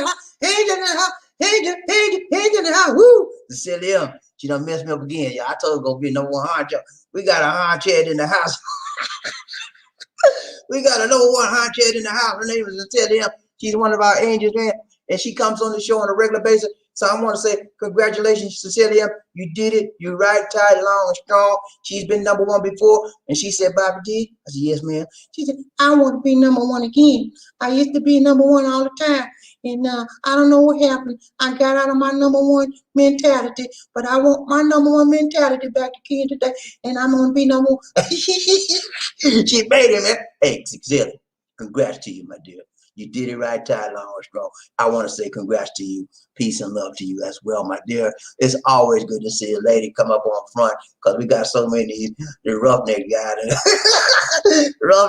here trying to be number one. But she said, look here. I'm number one today. And you can't do nothing about it. So good to see. Hey, y'all give Cecilia her prop, man, okay? Don't play with her. So, Cecilia, you did it. Congrats. Okay? Thank you. Good to see you, Cecilia, in the house. Ride train, BobbieD. What's up, baby? Good to see you, good to see you. Get in now, get in now. Woo, get in now, get in now. What's up, Gunny? He said, hello. That's all he said, hello. What's up, man? You all right? Good to see you, good to see you. Hey, Gunny, you know what I got to tell you, man. Let me see how far Cindy beat you today. Let's see where she came in. Okay. Oh, she wasn't too bad. You came in a minute after she said 1 minute. So, but that's still you're not number one, and you know if you're number two, it just won't do. What's up, man? Good to see you, man. Good to see you. Who we got around Train Bobby Lee? Sweetie M's in the house. Sweetie M's in the house. What's up, Sweetie M? Good to see you. Angel now. Woo! What's up, Angel? How you doing, my dear? So good to see you. So good to see you. She said, Chichipaya. Everybody hit the like button one time. 1, 2, 3. Chichipaya. 1, 2, 3. Chichipaya. 1, 2, 3. Chichipaya. Hit that like button, y'all. We got Sincerely Sweetie M's in the house today. So good to see you, man. We ain't seen you in a while. You all right? Good to see you. Sincerely, Sweetie M is an OFW, overseas foreign worker, and so is Sincerely M. Sweetie M is I think she's in Abu Dhabi, and Sincerely M is in Kuwait. They're in the Middle East countries, and a lot of her OFWs go to the Middle East countries because they pay very good. Most of the Middle East countries have oil, and so they have a lot of people making a lot of money, so they can afford to have people helping them out, and they can afford to pay good salaries. These ladies are strong, good Filipino women.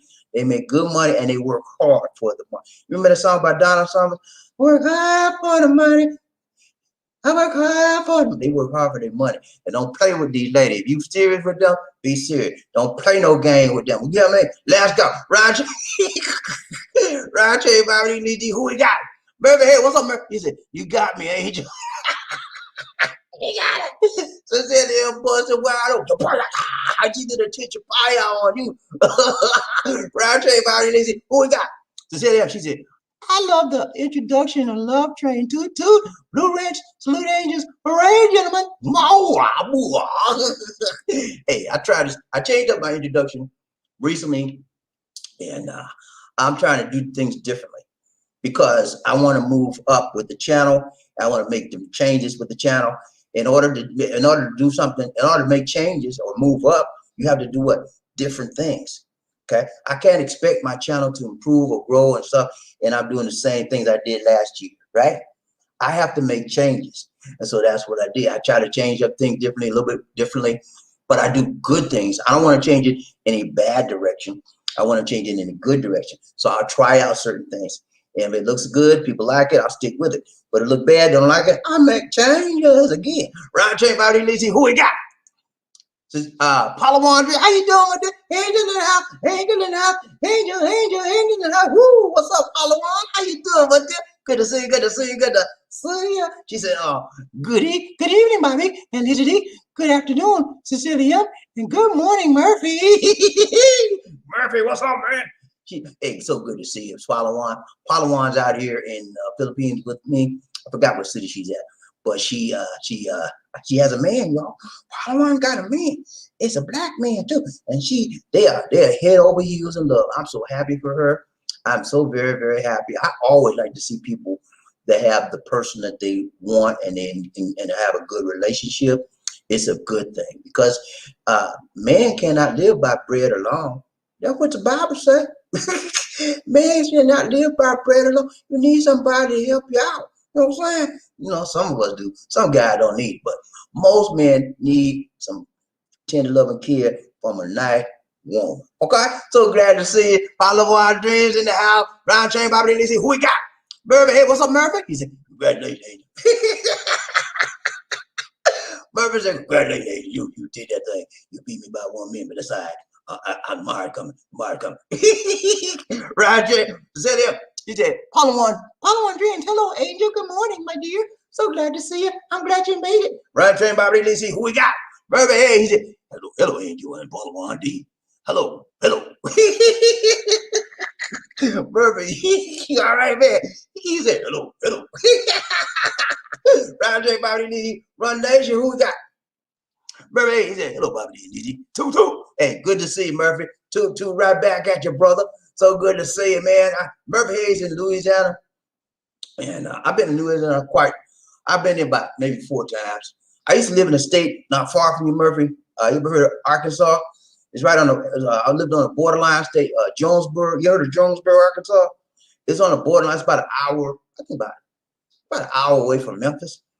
And so I used to go to Memphis. Me and when I was married to somebody then. Me and my ex, we used to go to Memphis a lot. And then when the Falcons would come from Atlanta, because I lived in Arkansas, right? So when the Falcons would come from Atlanta to play the Saints, then we would go to New Orleans, and man, for the game, man, they used to dog us out. New Orleans fans are some of the best fans for their team in the world. But when the other team people come down, they would dog us out. They would throw popcorn on us, all kind of stuff, man. I remember them days. Ron J. BobbieD, he said, "Who we got?" Murphy, he said, "Hello, Angels, Blue Angels, and Love Train Peeps." All my Blue Angels in the house said, "Hoorah!" All my Angels in the house said, "Hooray! Y'all good? Y'all good? Hey, y'all enjoyed the lesson today?" Hey, man, I taught y'all some good stuff today. Y'all probably didn't even pick it up. I taught y'all some stuff that's going to change your life. If you get it, stuff I taught you today, it's going to change your perspective. It will change your outlook. It will change your view on a lot of areas I talked about that a lot of people don't even figure. A lot of people don't even touch some of the things I touched about. But I do it, and I do it for you, because I'm here for you. Right, Jay? Right, Jay, BobbieD, who we got? Paulo Andres, he said, "How are you guys?" Everybody doing good. You know, we're good, Paulo. I'm so glad to see you doing good. Paulo, I'm feeling really good right now. You know, she in the Philippines, got a man, and the man talk with her every day, and he trying to wait for lockdown to get over so he comes see her. And you know, she doing good, man. I'm happy for her. Right, Train BobbieD, who we got?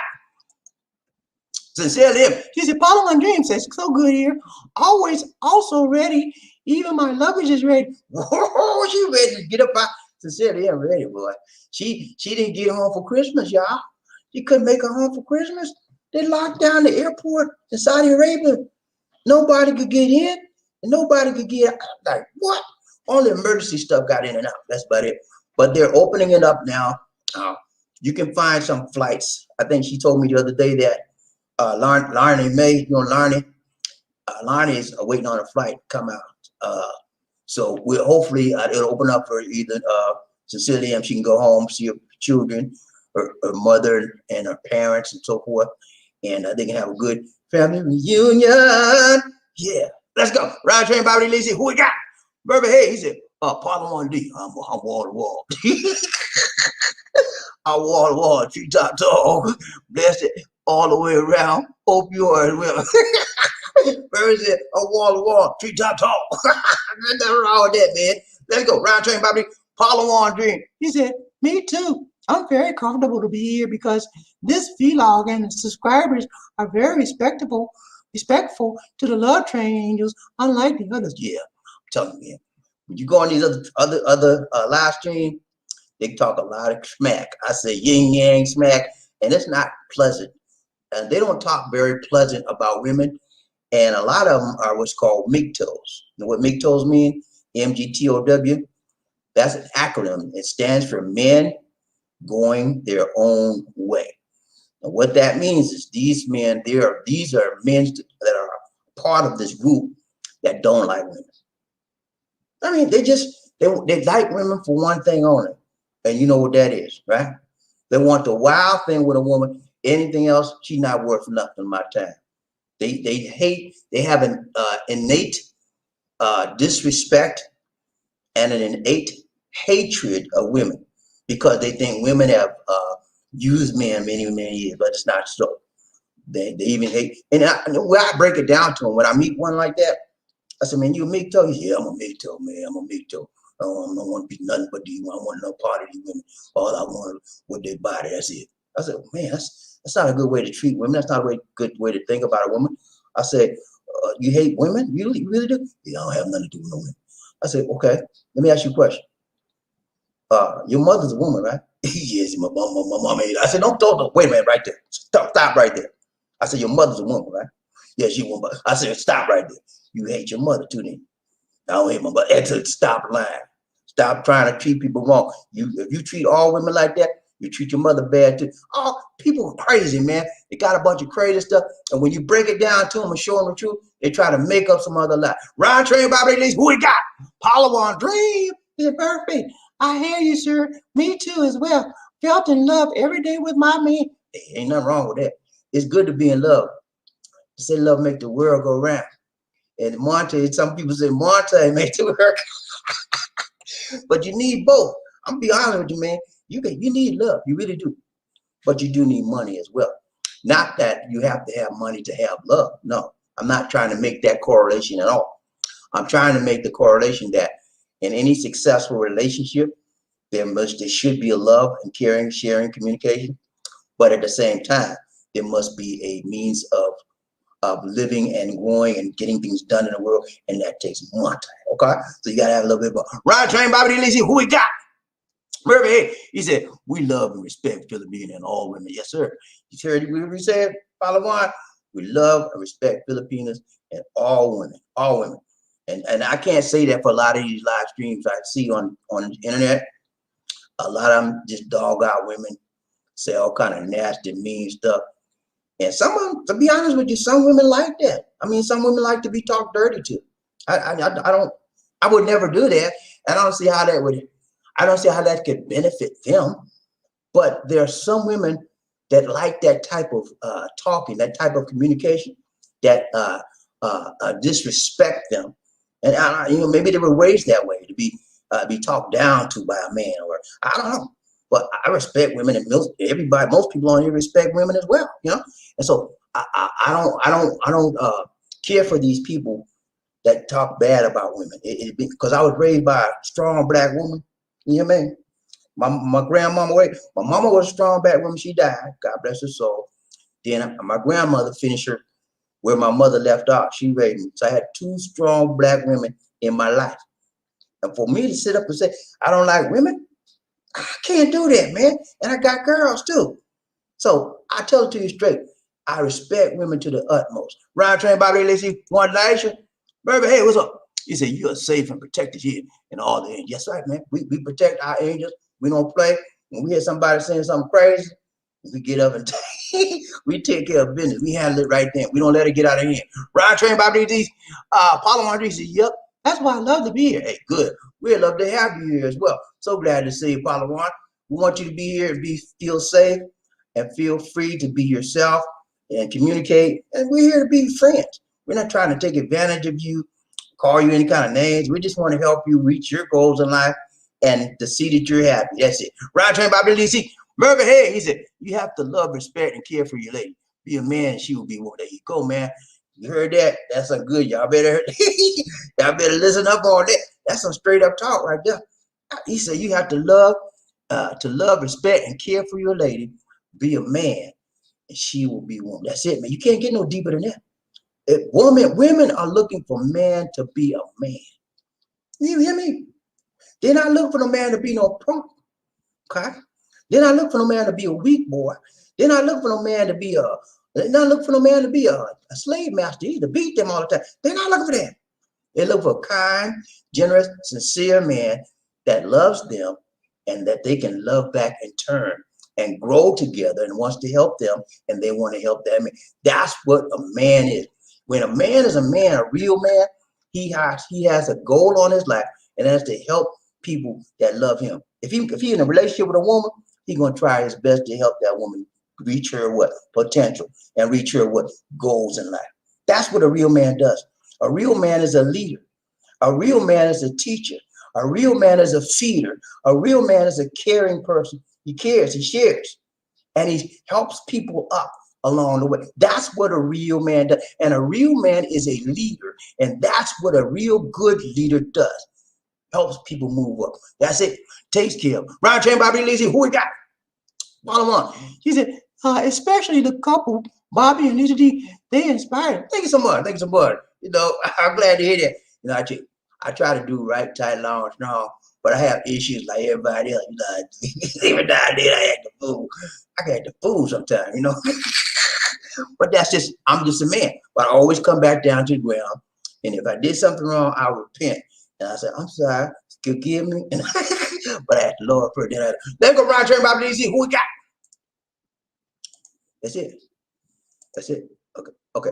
Remember, he said, yeah, that's true. Yes, that's right. What else? We got round train BobbieD, see One Nation. Paula Wandry, she said, I used to hear say Chichi Chai. Chichi Chai, yeah. I used to hear and to say Chichi Paya. Everybody hit the like button one time. 1, 2, 3. Chichi Paya. 1, 2, 3. Chichi Paya. 1, 2, 3. Chichi Paya. Hit that like button. Let's get those likes up, everybody. We need some likes up in this place. And when we get through this program tonight, I want everybody listening to this program, replay the program. Yeah, that's what you heard me. Replay the program. Please, ma'am. Please, sir. Replay the program. Okay? And if you don't have to sit there and listen to it again, but replay the program. Because when you replay the program, it goes, our stats go up. But if, more importantly, if you replay the program and you sit there and listen to it, you may hear something that you didn't hear the first time. And you may hear something that might help you, that might inspire you to grow and to think and to be a better person and to help make this world a better place. Okay, let's go. Round train BobbieD, see who we got. Paula one. He said, BobbieD, please allow me to say good morning to my splitzers. All the splitzers in the house said, hoorah. I said, good morning. Good morning, splitzers. All my splitzers, good morning to you. Good to see you. Round train BobbieD, see who we got. Lamont, Taylor Made in the house. Taylor Made in the house. Woo. What's up, Taylor Made? He said, I'm ready for the Philippine man, but need the full details. Okay. What do you mean? The Philippines, you ready for the Philippines? But the Philippines is not ready for you yet. They're almost ready. I told y'all last week, the 9A, they're taking the 9A, but there has to be, you have to apply for the exemption from the Tourist Bureau. And they have not given the specifics on apply for that exemption yet. When I get the specifics on how to apply for the exemption for the 9A, I'll give a special video for that. But be prepared, man. It could come any day. This is the Philippines. Things change like that. I'm gonna give you a perfect example. Okay, for the last 2 weeks, there's a law out here for car seats, right? You wouldn't believe this. The Philippines has no car seat law right now. You know, car seats been in effect for the USA for what? Last 40 years, something like that. But they had no car seat law out here, no requirement. So they had a law about to go on the books to require car seats for all kids like 0 to 12 years old, whatever. All right, so they said that would go in effect today, whatever. So they came back the very next day, 2 days ago. They came back today, and they said, we're not going to have the car seat again. We change our mind. That's an example of how things change out here like that. Everybody getting ready, because they had to buy a car seat, and people was complaining about it because car seats out here, I guess car seats maybe what 40, 50 bucks maybe in the USA. That's a lot of money out here. That's a lot of money that most people can't afford to buy a car seat. So they complained so much, so they said, we're just gonna put that on hold right now. So I say that to say that that's an example of how things change so dramatically and rapidly. And it's hard if you're keeping up with change things. It's hard to keep up with changes here because it changes like one day I can report this to you. And while I'm speaking to you, what I'm reporting to you could change like that. That's how things change here so rapidly. Round train BobbieD, see One Nation, who we got? Murray Hayes, Chichapaya, hit those likes, Pete. Everybody hit the like button one time. 1, 2, 3, Chichapaya, 1, 2, 3, Chichapaya, 1, 2, 3, Chichapaya. Let's hit that like button. Round train BobbieD, see One Nation. Murray Hayes, he said, I'm saving like crazy. See my play. There you go, man. Save that money, man. And when you come out here, you will have a great time because number one, this will be your first time coming here, so you want to splurge. You want to go to what they call island hopping. That gives you a succinct bird's eye view of the local islands in your area. And it's usually like you can have 2 types of trip. You can have a whole day trip, or you can have half a day trip. The whole day trip, you go to a lot of places. You go from one island to another. And then what they do is you'll stop over in this particular island for about an hour or 2, or whatever. You have lunch there, and then they'll give you some opportunity to shop in the area, and then they'll also give you an opportunity to do what? Go snorkeling, and you go in the water, and, you know, breathe and play with the fish. It's a nice thing, yeah. A lot of people do it here, and so you give you a chance to do it, and you want to go to Chocolate Hills, Behold, that's like a 2-day, 3-day trip, but you'll have a beautiful time, man. And just don't come here to sit there and come here now. Don't do have yourself, get yourself ready, get your plans now. Say, okay, we're going to Chocolate Hills, we're going to this, we're going to SeaWorld, we're going to, you know, have your stuff planned out for you and your lady, man, and y'all gonna have a great time. And then what you want to do is say, look here, when I come there, I want you to get a list of stuff for us to do, places that you have never been, and I've never been, so we'll have a fresh look at these issues or these places where we're going to go, and you'll have a great time like that. Ride train, BobbieD, Lizzie, who we got? So tell them, he said, all my bags are packed. I'm ready to go, but there is but. Okay. She's ready to go. All her bags are packed. She's ready to go back, leave out of here. She's just waiting for an airline to open up with some tickets, and so she can go home. Her flight is usually, because she's an OFW, they have to pay for her flight back home. So that's not coming out of her pocket, thank goodness. And then when she comes back, after she had her vacation, she comes back to them, they got to pay for her to come back, and it's only right.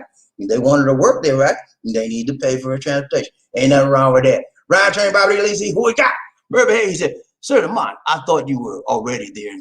No, he's not. He's Lamont spent a couple of, I think he went to Medellin, Colombia, and he went to other couple of places, but he hasn't been here yet. Ride train, BobbieD, Lizzie, One Nation. Paula Dream, she said, just have faith, guys. We're the same. Yeah, you gotta have faith. You got to keep a positive outlook. Excuse me one minute.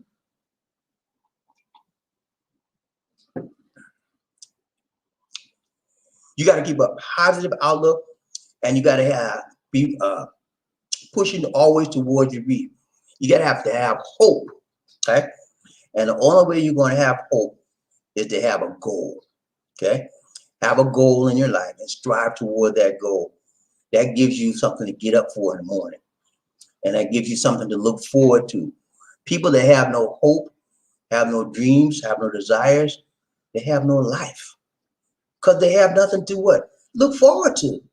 You know, sometimes you just might well stay in the bed. What you got to get up for? Nothing. Right, J. BobbieD, Lizzie, who we got? Big John in the house, Big John in the house. Woo! Big John Thomas in the house. Thank you for the donation to the nation. He said, good evening, BobbieD and Lizzie. Take care, God bless. Thank you so much, John. Appreciate that donation, man. Hey, we got to do a damn Big John in the house. Ride train, BobbieD, Lizzie, One Nation. All right, I need a dancer. I need a dancer. I need a private dancer. I need somebody to do a table dance.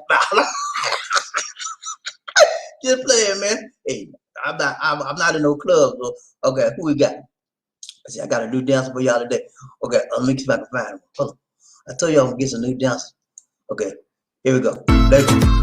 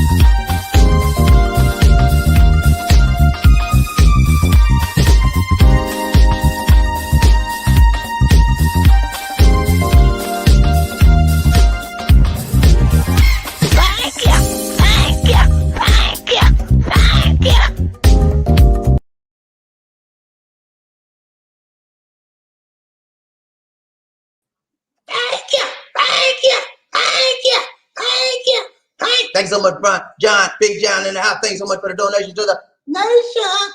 More blessings. Much love to you, my brother. Appreciate the donation. Round train, BobbieD, Lizzie, One Nation. Who we got? Sir, Sarah Lamb. She said, Sir John Thomas. Good morning, sir. How are you doing? So good to see you. Round train, BobbieD, Lizzie, One Nation. Who we got? Murphy Hayes, he said, Palawan deep. That's the key. Faith. Amen, Angel. Yeah, that's the key. That's one of the keys in life, man. When you have no faith, you don't believe that's going to happen good to you, you just down and down. You get depressed, and your whole life turns sour. Because when you don't have something positive to push you and to look forward to, what's there? What is there to get up and go for? Nothing. You stay in the bed, you get depressed, you want to cry, wipe your weeping eyes. Nobody want to be bothered with you. You know, I don't know about you. I don't want nobody around me like, I will pity party with you for 1 minute. I will be your friend in a pity party for 1 minute. I say, okay, now that's enough of that. You've been crying all day. Shut your mouth. Because I don't want to hear it. Crying ain't going to get nothing for you done. So stop that crying. Wipe your eyes. And then when you get to stop crying, let me know. And I'll come back and we can get some things done. That's what I do. You don't let nobody sit because they'll put you in that realm of negativity. And you don't want that in your life. Ron Train, Bobby Lacey, John Thomas. He said, good afternoon to him. And good morning, afternoon, everyone, on the Love Train. Hey, thank you so much, John. John's a positive individual. He's out there in New York City time, man. I know they had a big old storm out there. I hope you didn't get affected by it, John. Good to see you, Ron Train. Ron Train, Bobby Lee, Apollo 1. She said, Murphy, yep. I hear you, Mr. Hayes. I got you, man. You got to stay positive. You can't let these people get you down. You got to have some positive vibes in your life, and you got to strive forward every day to reach your goals in life. And that's what BobbieD was trying to say. Be prepared when you come to the Philippines and know what you're getting into and know what to look out for and stay away from these fast women, because they ain't nothing to these fast women. Right, Murphy. Murphy, what's up, Murphy? He said, you have to plan, do research, ask the right people, and use your competence. There you go, man. Got a plan, you know. You have a plan. You preparing to fail. If you don't prepare a good plan, then you are preparing for a good failure. That's it. When I was coming up, I always go plan stuff first. I was not the kind, never been the kind of just jump out there. No.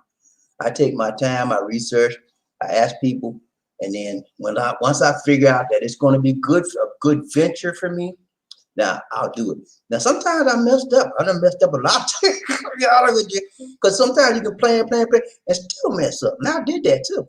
But the majority of time, if you plan and plan well, usually, not all the time, but usually you're going to come out on the good side of right. Okay? Round Train, Bobby Lacey, who we got? Apollo 1. He said, good morning, Sir Thomas. How you doing, Mr. John Thomas? Good to see you, sir. Round Train, Bobby Lacey, who we got? Murphy, hey, he said, hey, Sir John T. What's up, man? JT, how you doing, brother? John Thomas in the house. He said, good afternoon, evening, Apollo 1 Dreams. And good morning, Murphy. How you doing, brother? Round Train, Bobby Lacey, one nation, one love. He said, I'm thankful because Apollo 1 Dreams. He said, I'm thankful because I found my man. He gave me his love unconditionally, and he accepted my imperfection. There you go. You can't get no better than that. You can't ask for no more than that. He accepts you the way you are. He's not trying to change you or make you somebody that you are not. Because the truth be told, he can't do that. Only God can change us. Okay? Yeah, and we make up our mind to change. We can ask God to change. But, you cannot change people. And that's one of the problems when people get in a relationship. Women, especially, will fool themselves. They'll say, okay, I'm going to marry this man. And I know he smokes cigarettes. And I know he drinks liquor. And I know he like to gamble. And I know he do drugs. But I'm going to marry this man and he going to change. I know I'm going to help him change. And he going to be a different man. Don't fool yourself. Because that's how we get in trouble. Thinking they're going to change something. You can't change that man. He can't even change himself. God got to change it. When God put in his heart to change, he'll change. And not before then. That's why a lot of women are messed up. If you accept, it's okay if you accept the man, but accept him for who he is and what he doing. If he's doing drugs and you accept it, that's fine. But don't say you're going to change him, because it's not going to. You're setting yourself up with unrealistic expectations. Just like I talked about in the presentation earlier. Do not have unrealistic expectations for your relationship, or you're setting yourself up for what? Failure. Round Train, Bobby Lacey, one nation. Who we got? Murphy, hey. He said most Filipinos are down to earth and faithful. Yeah, most of the good ones. Yeah, they down to earth, simple, not simple to be that they dumb. No. Most Filipinos are very smart, but they're down to earth, basic people. They want the best. They don't want. They want the best for their relationship. They don't want the best clothes. Blah, blah, blah. They don't like spending too much money. But they're just down to earth, basic people that love life and love the man, love their man. Ryan Train, BobbieD, Lisi, who we got? Michael Coffee, need some coffee. What's up, Michael? How you doing, brother? Got to say, got to see ya. It's BobbieD. Hello, my buta hapon gabi. Kumusta ka si Boo from Mike? Okay, Rako, kuya, ikaw. Ryan Train, BobbieD, Lisi, One Nation. Murphy Hayes, if you truly love and accept her as she is, she will respond. And that's right.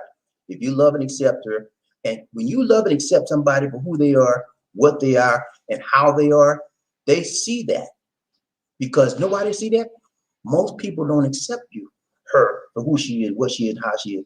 Most people will belittle her because she don't look that good to me, and she ain't got no money.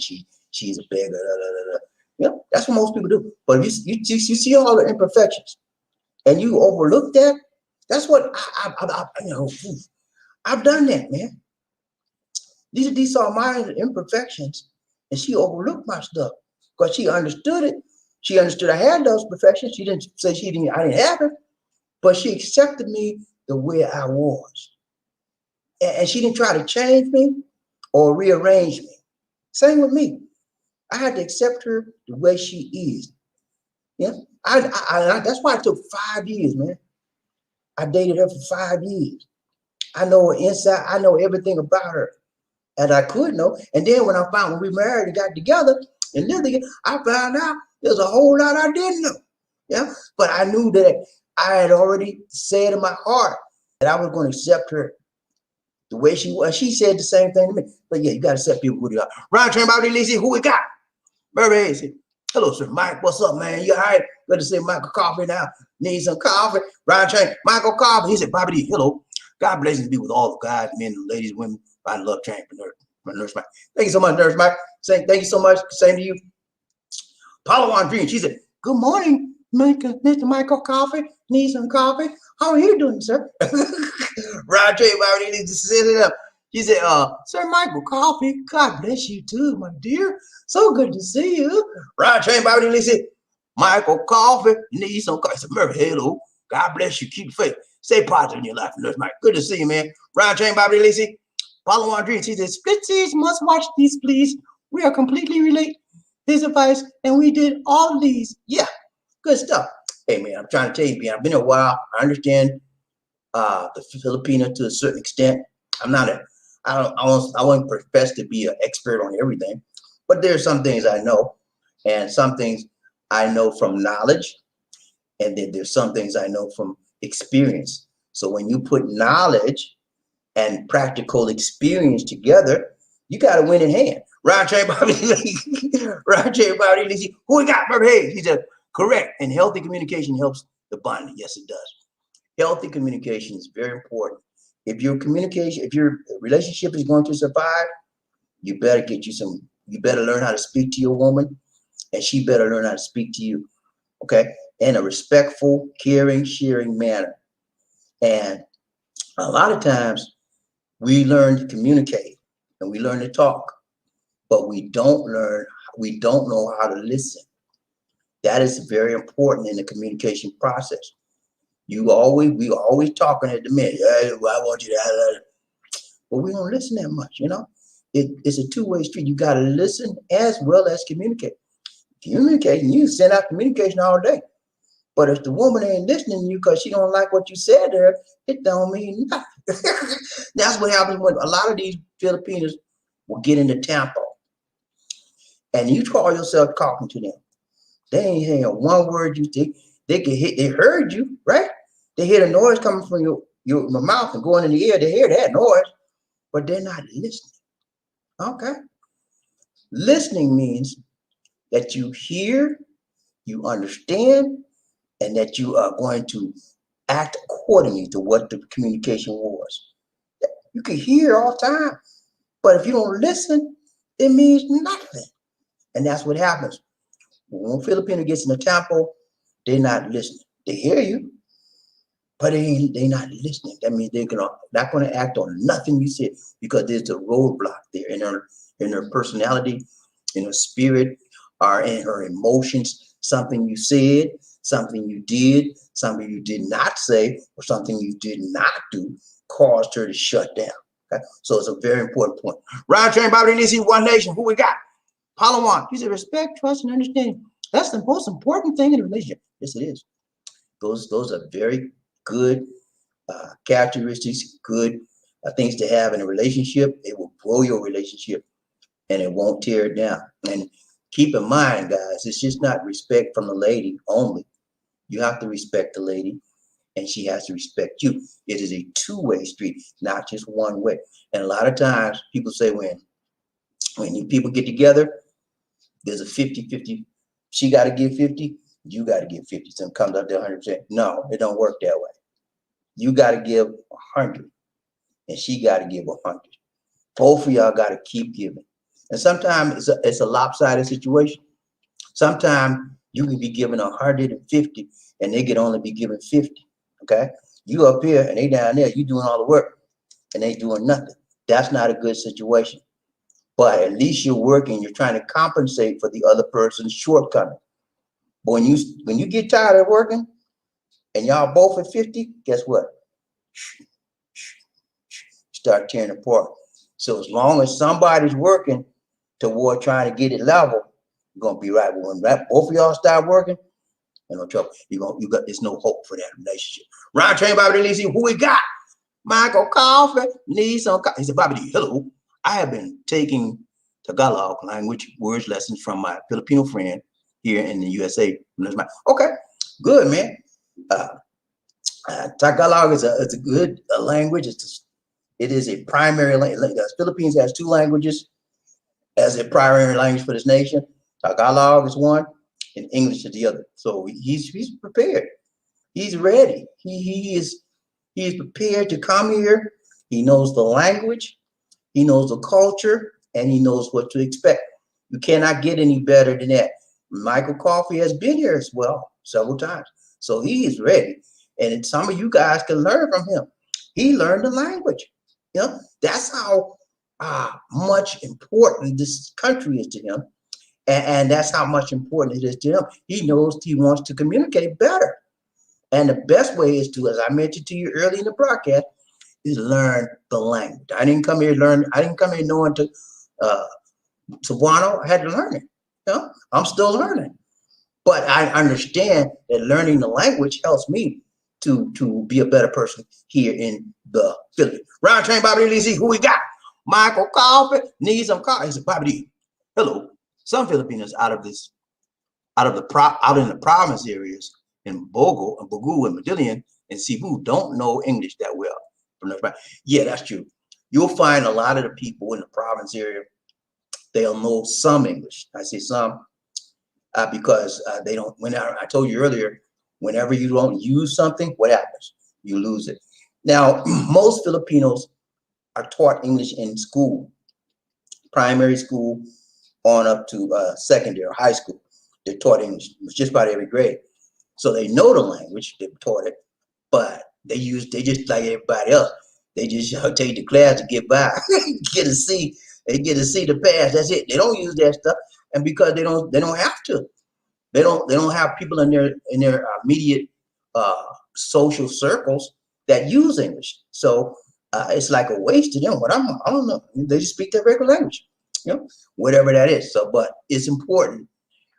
That's what Lisa D was. Lisa D was like I had to teach her English all over again in certain ways. She knew the basics of it, but she didn't feel comfortable speaking it. And so I had to try to pull it out of her and get her to speak. And so then you'll find that quite often. Ryan Train, BobbieD, Lizzie, who we got? Remember, sometimes I get confused when they say he or she don't know whether or not they are referring to male or female. Sometimes a he is a she and a she is he. Yeah, that happens a lot. It's the way their language is set up. They don't have a personal pronoun for masculine or feminine.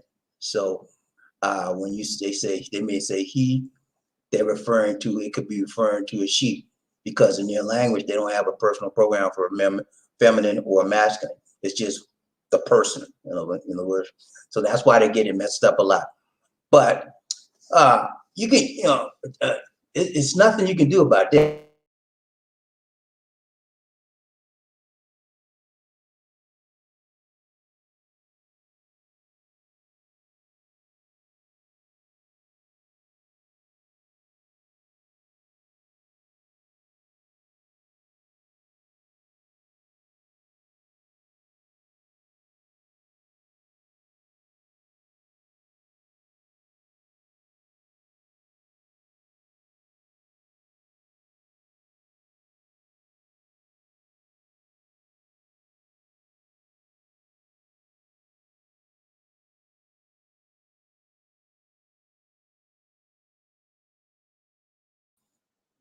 Okay. Oh, we just dropped, y'all. I'm sorry about that. I was trying to figure, I was getting ready to reset my router, but I'm glad we came back. I forgot what I was saying.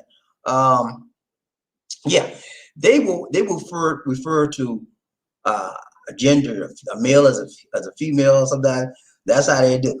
But the thing about it is that you understand what they're trying to say, and that's going to help you in your communication. That's why I told you one of my key points tonight was what? Communication. Be prepared for what? To communicate and understand how they communicate in the society. If you do that, it's going to help you a whole lot when you get here. Ryan Train, BobbieD, Lisi, One Nation. Michael Coffee needs some coffee. He said, BobbieD, hi. I noticed the city areas of Cebu, Mandawi City, Mandawi Talisay, the Filipinos speak better English from nurse life. I think at the bigger cities, you'll find that people speak better English. But in the province, they won't speak as much. I don't know why, I guess, but I guess most of the province is small town. They don't come up a lot of English speaking people. But yeah, I think you're right. In the bigger cities, you will find that the natives speak better English in the bigger cities. Ryan Train, BobbieD, Lisi, Murphy, hey, he said, Mr. Filipina, Mr. Filipina, my Filipina and I have communication problems at times because of the language barrier. Yeah, that's that one of your major issues when you have a relationship here with a Filipino is going to be the language, because you can say something perfectly innocent in English to her, but the way she interprets what you said comes out totally different. I remember I told you that diagram: sender, receiver, and then below that sender receiver, there's a thing that says noise. That's something that distracts from the message. And so if she don't get it right, what you said come out to garbage to her. She goes, "What you said?" And then you got to go right back again and re-explain what you're trying to say. But you have to break it down on their level.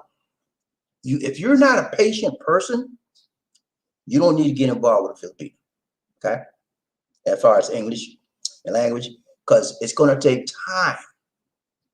And if you're not the type of person that's patient, you don't need to be dealing with them, because if they don't speak English very well and they're from the province or whatever, they have issues with English, you better get yourself either learn the language or be prepared to slow yourself down and talk like a baby to them till their language level comes up to where you are. And it's going to take some time.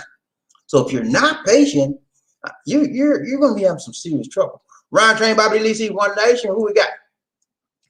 Paulo One Dream. He said, Murphy, ask your Google Translator friend. Yeah, you could do that. Google Translate is very good. I mean, it helps. When we went to Tokyo, man, we used that thing a lot. And then we went to Thailand, we used it too.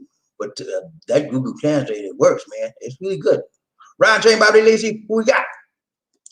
Michael Coffee, need some coffee. He said, BobbieD, hello.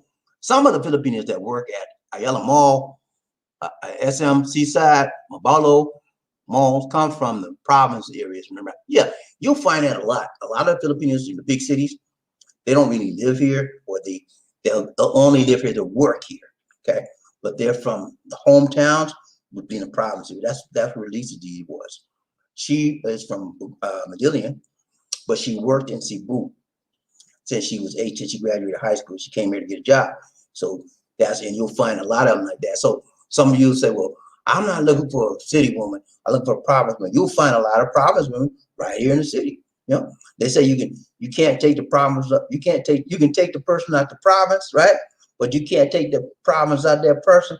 That's true. I can tell you that. Lisa D is still a province woman. She's been here for like what 15 years now in the city, but she got them province ways. You can't get it out of her. Ryan Chen, Bobby Lizzie, who we got? Remember, hey, what's up? He said, Palawan D. I do ask Mr. Google sometimes. He give me bad advice. It depends on what language. Google is more accurate on some language and very bad on others. So occasionally I'll look something up in Tagalog and maybe sometimes it's Guano, but they're usually on it or close to it. Sometimes they don't have a clue. But you're right about that. Ron Chain, Bobby Lisi. Michael Coffee, need some coffee. He said, Bobby, hello. I noticed when I was in Cebu, IT Park area, in 2016, 2018, a lot of young Filipinos work at the center, at the call centers. Yeah, they do. There's a lot of young Filipinos that work at the call centers. However, the Filipinos that work at the call center, they have to speak decent English. And so you'll find that the Filipinos that get hired at the call centers are usually not the province. Because as we just determined earlier in the broadcast, a lot of the province women don't speak very good. They'll speak English, but they don't speak English where a point where naturally flowing English, all right? They'll spoken English. So most of the call center people that are hired has good English grammar because they need it, because the call centers work with USA and Western worlds, and they have to be able to speak and understand English well. Ryan Train, Bobby Lacey, one night, who we got? Sincerely, him. He said, Sir Murphy Hayes, what Tagalog words you learned from your Filipino? You don't want to know that. That's personal. He might tell you. He might tell you something you don't want to hear. He might tell you something you don't want to hear. Sincerely, Roger, Bobby Lacey. Who we got? George Wood, what's up, brother? You got my brother from Gwinnett County, man. What's up? Good to see you, man. He said, hello. Good morning, Gwinnett County, Georgia. Yeah, that's my brother. That's my homie from Gwinnett County, Georgia. Y'all know everybody in Atlanta and in Georgia. We shook up the world. Y'all know that, right? We shook up the United States. We led the United States.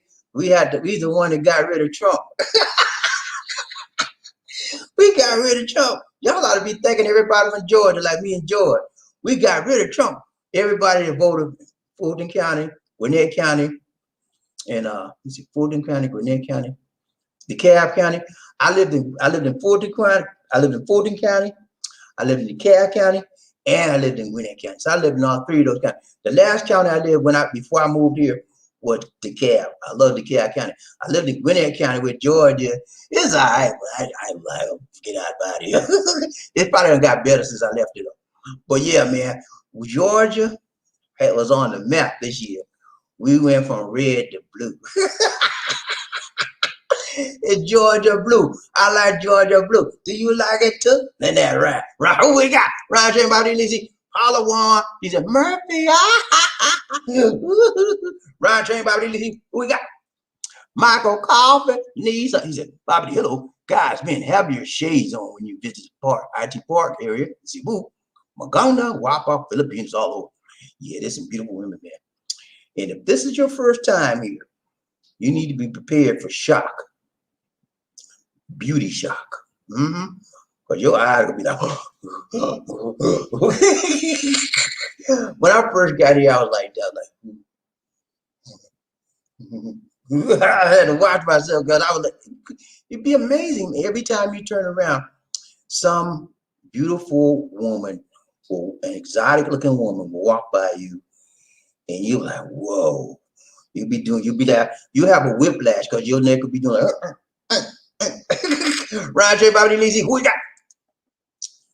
Murphy, hey, he said, what words I learned from her? He said, let's see, what's yours is mine, or what's mine is mine. I mean, he will tell you. Roger Bobby Lizzie, who we got? George, what's up? He said, excellent point, but you're going to have a lot of black women on the warpath. Yeah, I know. Let me tell you, I'm glad you brought that point up, George. I love women, period. White, red, black, I don't care what color, man. Women are God's gift to men. Okay? That's my basic philosophy. And when it comes to color, I don't care about the color. I care about the heart. That's what's important to me. And I can prove that. I have married black women, girlfriends, black women. The first out of my race experiences with least deep, you know what I'm saying? So it's not about the race, it's about the color of their heart, not the color of their skin or content, but the content of their character. So I still love black women. My mother, I can't put black women down like some of these guys. Black women, they ain't nothing, man. Nah, if I'm saying bad things about black women, I'm saying bad things about my mama. I would never do that. And my grandmama, I would never do that. And I'll be saying bad things about my daughter. My black daughters. So it's not about the color. And but the problem is this, like you mentioned, George. A lot of the black women be like, why you had to go out your race and all like that. I get that sometimes. You'd be surprised. There's one person every time I go home, why you had to, and it's not in my family, but it's a friend of mine. I said, look, man, I ain't got to go there. I don't have to answer that to you no more. Let's go on, move something else. Every time. Round train, BobbieD, Lizzie, who we got? Michael Crawford needs it's Bobby Hello. Filipinos don't need a lot of makeup. Some of them are naturally Maganda from the yeah, they don't need makeup, man. Most of them don't. And as I mentioned earlier, if you find those that do have 3 or 4 layers of makeup on, red lipstick and eyebrows all over here and all like that, usually that's a signal. Usually, I say sometimes, but sometimes some good women will use it too. But usually that's a sign that that person is being overly overt and trying to get attention. And people that are trying to get attention in a society that people don't try to get attention, they try to be just normal, they stick out. And when anybody's sticking out to you, they're sticking out for a reason.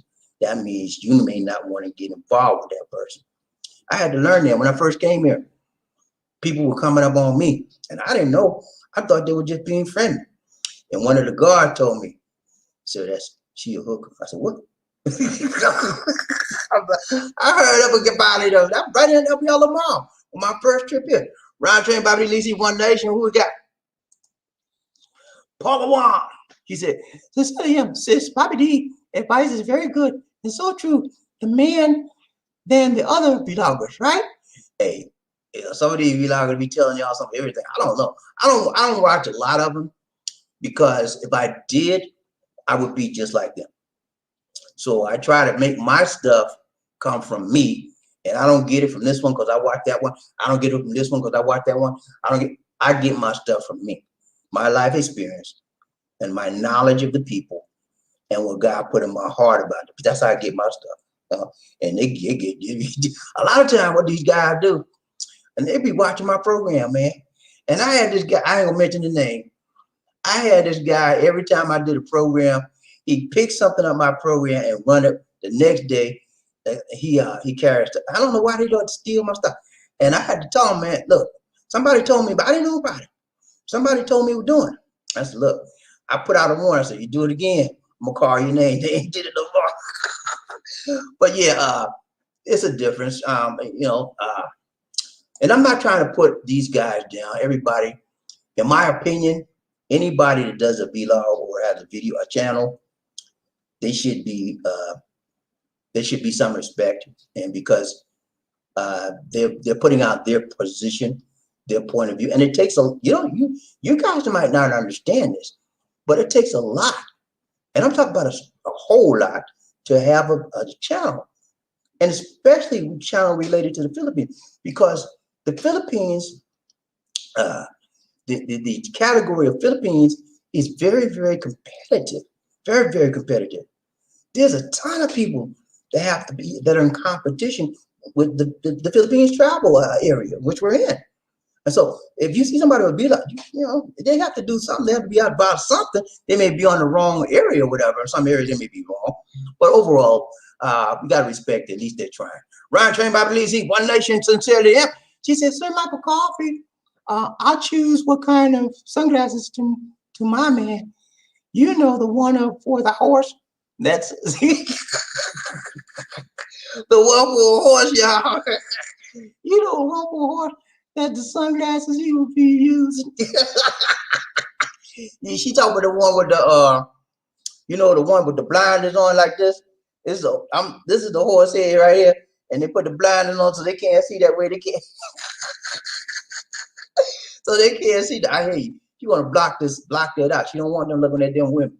We ain't got no business looking at all the women. Ryan Train, BobbieD, we got Paula one. This is so bad. I have the eyebrow. Maybe that's my man. That's why my man loves me so bad. Okay, y'all. She got one of the eyebrows. I told you, all of them not bad though. That's your thing. That's your thing. But you know, I just gotta watch out with the three eyebrows in the middle. Ryan Train, BobbieD, Michael Corbin. He said, Bobbie, hello. My nurse friend with me on a mission with us in 2017. His eyeballs lit up. Too many gobble. Philip, I tell you, man, there's a lot of them out there, Michael. I tell you, man, a lot of them out there. But he said, sincerely, Angel, will you really put blinders on so that poor man, shame on you? Hey, some Filipinos don't like that, man. When they with you with them, and y'all walking the street, you better not look up. No, it's a no. I used to do that. I still do it sometimes. I make sure I will be getting it on trouble. I just look. I mean, it's just a natural thing for a man to look, and women need to understand that. But it is not natural when you stare. Put it like that. Okay. There is a difference between staring and looking. Looking like this. That's a look. Like this. That's a stare. A big difference, right? Ryan Train, BobbieD, One Nation. Who we got? Sincerely, she did Apollo One Dreams. Yes. You're so true. Ryan Train, BobbieD, One Nation. Casey, it's hard to detect that foundation makeup. Yeah, it is, because the makeup's gotten so sophisticated nowadays. It really is hard to detect. But all you gotta do is do one of these. It come right off on your finger. And then you know you got one. Right here, BobbieD, see what we got. Michael Coffee. He said, BobbieD, hello. 17, 18, 19. I came to visit Cebu. Filipinos always friendly, treat me nice. That's why I keep coming back. Yeah, from there's my that's it, man. When you come to the Philippines, the whole purpose of the program is to make sure that you're what? Prepared. The importance of what? Preparation, being ready, being prepared. Get your mind right. Get your heart right. Get your attitude right. Get your spirit man right. Get your body right. Because all of that is how you interact with another person on multiple what? Levels. And to the extent that you interact with them successfully determines how successful your relationship will be. Okay? So, purpose again, being prepared, the importance of being prepared to come to the Philippines. And now is the time, ladies and gentlemen, that you get yourself right, that you get yourself tight, right, long and strong. You got time. Time is on your side. Time to prepare your money, your attitude, all of that. Some of you know you got a nasty attitude. I ain't got to tell you. you were born that way. I play. But you know, if you know something ain't right, change it. You know, move, work on it. Okay? Let's go, Roger. Okay, I got to stop. Roger, BobbieD, Michael Murphy was if you find one look like Freddy Krueger, if you find one look like Freddy Krueger, at least you don't have to worry about anyone talking to your lady. I'll tell you, man. Yeah, you're right about that. But you know what, man? And I did a video on this. Whenever you go with a Filipino, it's actually not about their appearance. And I found that out. Some of the best Filipinos are, they don't look all that, you know, but it's the inside that's more attractive.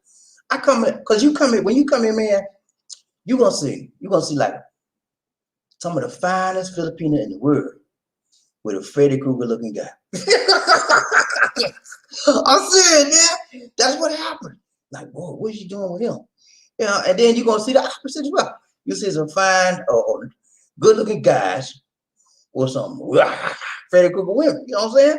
You say, why you had to do that? Why you had to do? But it's not about, they do it because it's not about the appearance most of the time. It's about the inside, the inner person. Inner beauty is stronger and longer than exterior beauty. Inner beauty is stronger. It draws more people to you. And it lasts what? Longer. Because the exterior fades away in time. But the interior grows what? Stronger in time. Are you with me, GP? Let's go. D, what's up, D? How you doing, brother? Good to see you. Good to see you. Good to see ya. He said some awesome information. Thank you so much, sir. I appreciate that. D, if you're new to the channel, man, hit that subscribe button and like for me. Appreciate that, sir. Appreciate that. Appreciate that. Appreciate that. Thank you so much, sir. I appreciate you, man. Good to see you, man. Don't be a stranger. Don't be a long range, okay? Roger, Roger, everybody, who we got? He said, thank you. D said, thank you. I'll be glad to go there someday. One day, yeah. Come on, man. Get your money ready, man. Get your money ready. Get that ticket. When they open it up, it'll be the best time of your life. You have the best time of your life. And when it's time to go home, you ain't gonna want to go. My first trip here, I don't want to go. But I went. Roger, BobbieD, who we got? Michael Coffee. He said, BobbieD, hello. I miss going to the SMC side, ball bowling, and eating Turon and drinking halo. Yeah, I do too, man. SMC side is a long way from me. Man, it take about an hour to get out there, so we don't go out there that much. Sincerely, she said, we treat our man as king. Yeah, they do. For the most part, she's correct. Filipinos will treat you like a king. They'll wait on you hand and foot, but provided you have to take care of them, okay? It's a two-way street, guys. You ain't got nobody personal slave out here. What's wrong with you? Take care of that woman, treat her right, and she would do the same for you. Ryan Train BobbieD, ladies, who we got? Paula Wong, she said, just don't break your woman's heart because she will date your father and go call her mother and she'll call her your son. That's called payback. James Brown said payback is a month.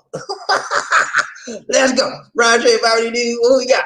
We got a donation for the nation. Thinking about Turk Murphy, he said, great instructor, brother. Preacher, hey, man. No, I do, man. I preach and teach you, sing it, and dance it, too. I do whatever it takes to get the message over.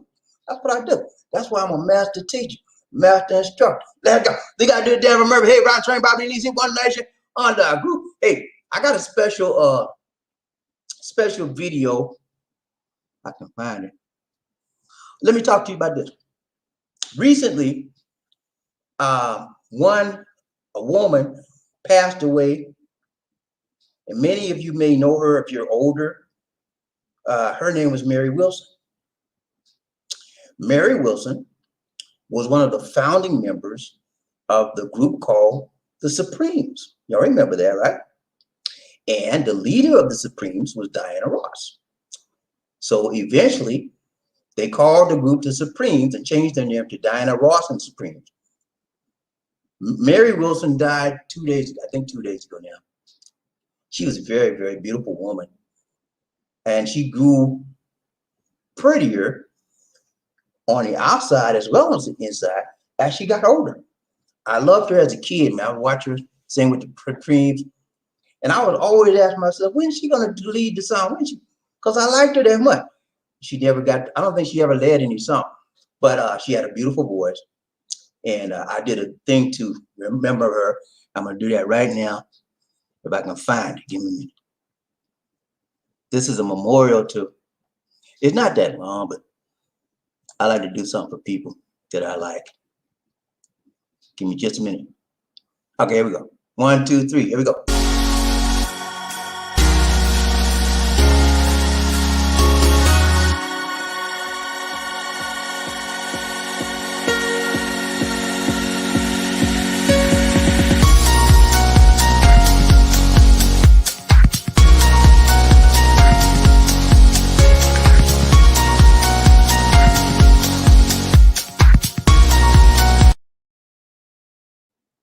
Okay, that was my quick memorial to Mary Wilson. Beautiful woman, and had a lovely spirit, lovely personality. She will be missed. All right, let's do it down for Murphy H. Ryan Train, BobbieD, Lazy One Nation. Ladies and gentlemen, one of the original players from the Himalayas. Jerome's in the house. I said Jerome's in the house. Jerome's in the house. I said Jerome's in the house. Come on, girl, let's do the penguin.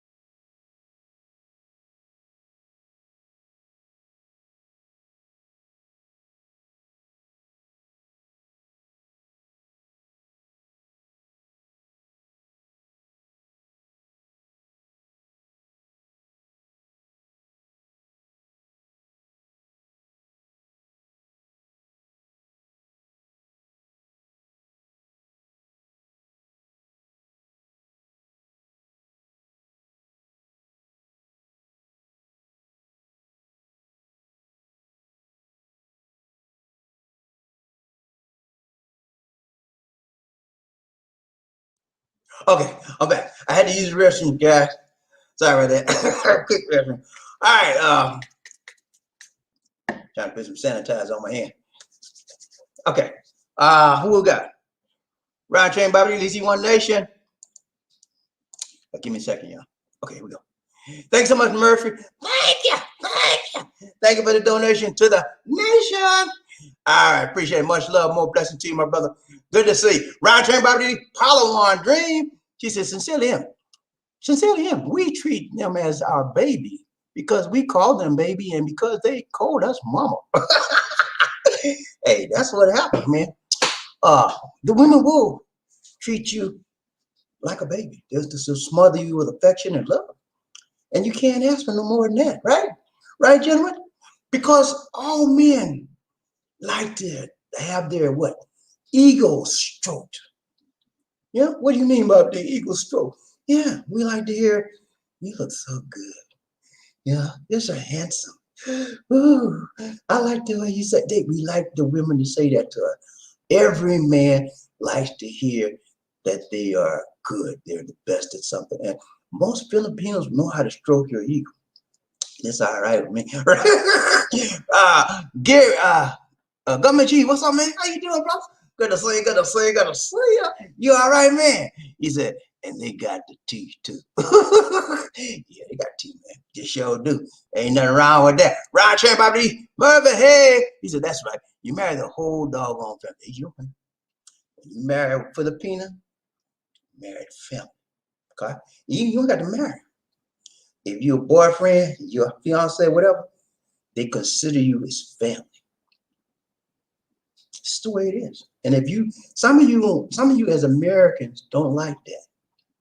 Well, you know, Bobbie, I ain't want to be born with a family. You know, I just want to be her. I don't want the family, Bobbie. I ain't come marry her. I come marry her. I ain't come marry the family. Yeah, that's the way we do it in America. But you're in a different culture now, and you're dealing with someone from a different culture. You have to make some kind of change. Okay, you cannot hold fast to your American rule when you're dealing with a woman in a different culture. If you do, you're gonna have a bad, rocky relationship. You have to make some concessions. You have to make some compromises. Okay, I didn't come to marry you. I mean, I come to marry your family. But since you explained to me that this family expects me to help them or whatever, I help them to some extent and make some rules regarding when you help them as well. Okay? Because that's the way it is in the society. And you have to deal with that. Roger, BobbieD, who we got? Sincerely, I'm the Apollo 1 Dreams. Michael Coffin, Nisa. He said, BobbieD, guys, man, take your Filipina on a date at the Ocean Park in Cebu across from SMC Seaside Mall. Lots of fun, yeah, man. I've been to Ocean Park. The Ocean Park we went to was in Manila. That Ocean Park is nice, but it's the same thing. Same thing happened in Manila here. But we went to the one in Manila before they got the Ocean Park here. Had they had the Ocean Park here before we went to Manila. But it's nice, man. Ocean Park is like SeaWorld. You ever been to SeaWorld? It's sort of like SeaWorld. It's nice, really nice. And when you come out there, plan on spending a day, okay? And bring you a hat because it's gonna be hot. I'm bringing some suntan lotion. I mean, sunburn, protect skin from sunburn, and some comfortable shoes. Be comfortable, but you're gonna be walking, but you're gonna have a nice time. Ryan Chain, BobbieD, who we got? KC, he said, thanks for the Mary Wilson tribute. I remember, yeah, man. Thank you, welcome. I remember Mary, man. She was always a sort of not a flashy person. You could just look at her and tell that she was beautiful inside as well as outside by the way she handled herself and how she communicated. She wasn't trying to be above Diana because everybody on Diana's the queen, right? She wasn't trying to be showy and try to be, but she was just herself, and it attracted people just by being herself. You know, beautiful person. I loved her. I've loved her from afar. You know, I didn't like Diana Ross. I'll be honest with you. I did not like Diana Ross. I liked her songs, the music she sang, but when Diana Ross was trying to be a boss, like she was always trying to be bossy over the other screams. Have you ever noticed that? She's always out in front, and when like if she went to an Ed Sullivan show and Ed Sullivan did an interview, Diana Ross she wanted to talk over the other girl, don't give the other girls a chance to. That's why I didn't like Diana Ross. But I liked her music. But as far as her personality, I didn't like it. Ron Train, BobbieD, who we got? That's it. All right, guys, we're reliving real. But we got to go. Let's see. I'm gonna do some calling out today. Let's do some comments. Let's do some banners, rather. Thanks for joining us. Remember to like, share, and subscribe. Okay, I gotta go back, get this out the screen. Hold on. Okay. All right, thanks for joining us. Remember to like, share, and subscribe. Our Facebook fan page is called Philippines Nation. Please like the page. And you can follow us on Instagram at BobbieD, Life in the Philippines. Look in the video description for more information. If you're watching this as a live stream, as a recorded replay, allow the ads to run during the video. If you do so, we get a little bit more chang. And also, guys, when we get through this broadcast, replay the broadcast. Okay? You said, BobbieD, why I gotta please replay the broadcast, man. Okay, do it for me. If you look at it, fine. If you don't, fine. But replay the broadcast, please. All right. If you're watching, okay, I did that already. Come on now, BobbieD, let's go. I know it's late, but okay. If you're viewing this live stream, I don't know why I keep doing that. Hold up, man. Hold up. I'm hitting the wrong button. I'm hitting the wrong button over and over because something's blocking me. Okay, here we go. We have a free Android app on a Google Play Store called Philippines Lifestyle, Expat Lifestyle. Download and enjoy all of our videos without going through the YouTube app. You can call 1-800-827-1000. Call this for veterans information. As of January 1, 2020, all veterans with a VA card will have access to benefits. And I think that's it. That's it. Okay, also, guys, remember that we have a new PayPal address. If you're sending a donation for the food drive, we got a new PayPal address. It's lisa.bernardo@yahoo.com. And I can't find, I think we took it out. I have to put it back in. there was a comment with that. Let me see.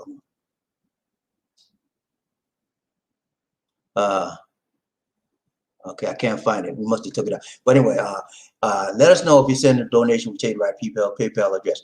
All right, guys, that's it for now. I'm going to do some closing clips, and we're going to be out. Okay, closing clips. Here we go. Where you at? Where you go? Here, right here. Here we go. A towering presence, run like the wind. Be a king or a queen. Life in the Philippines.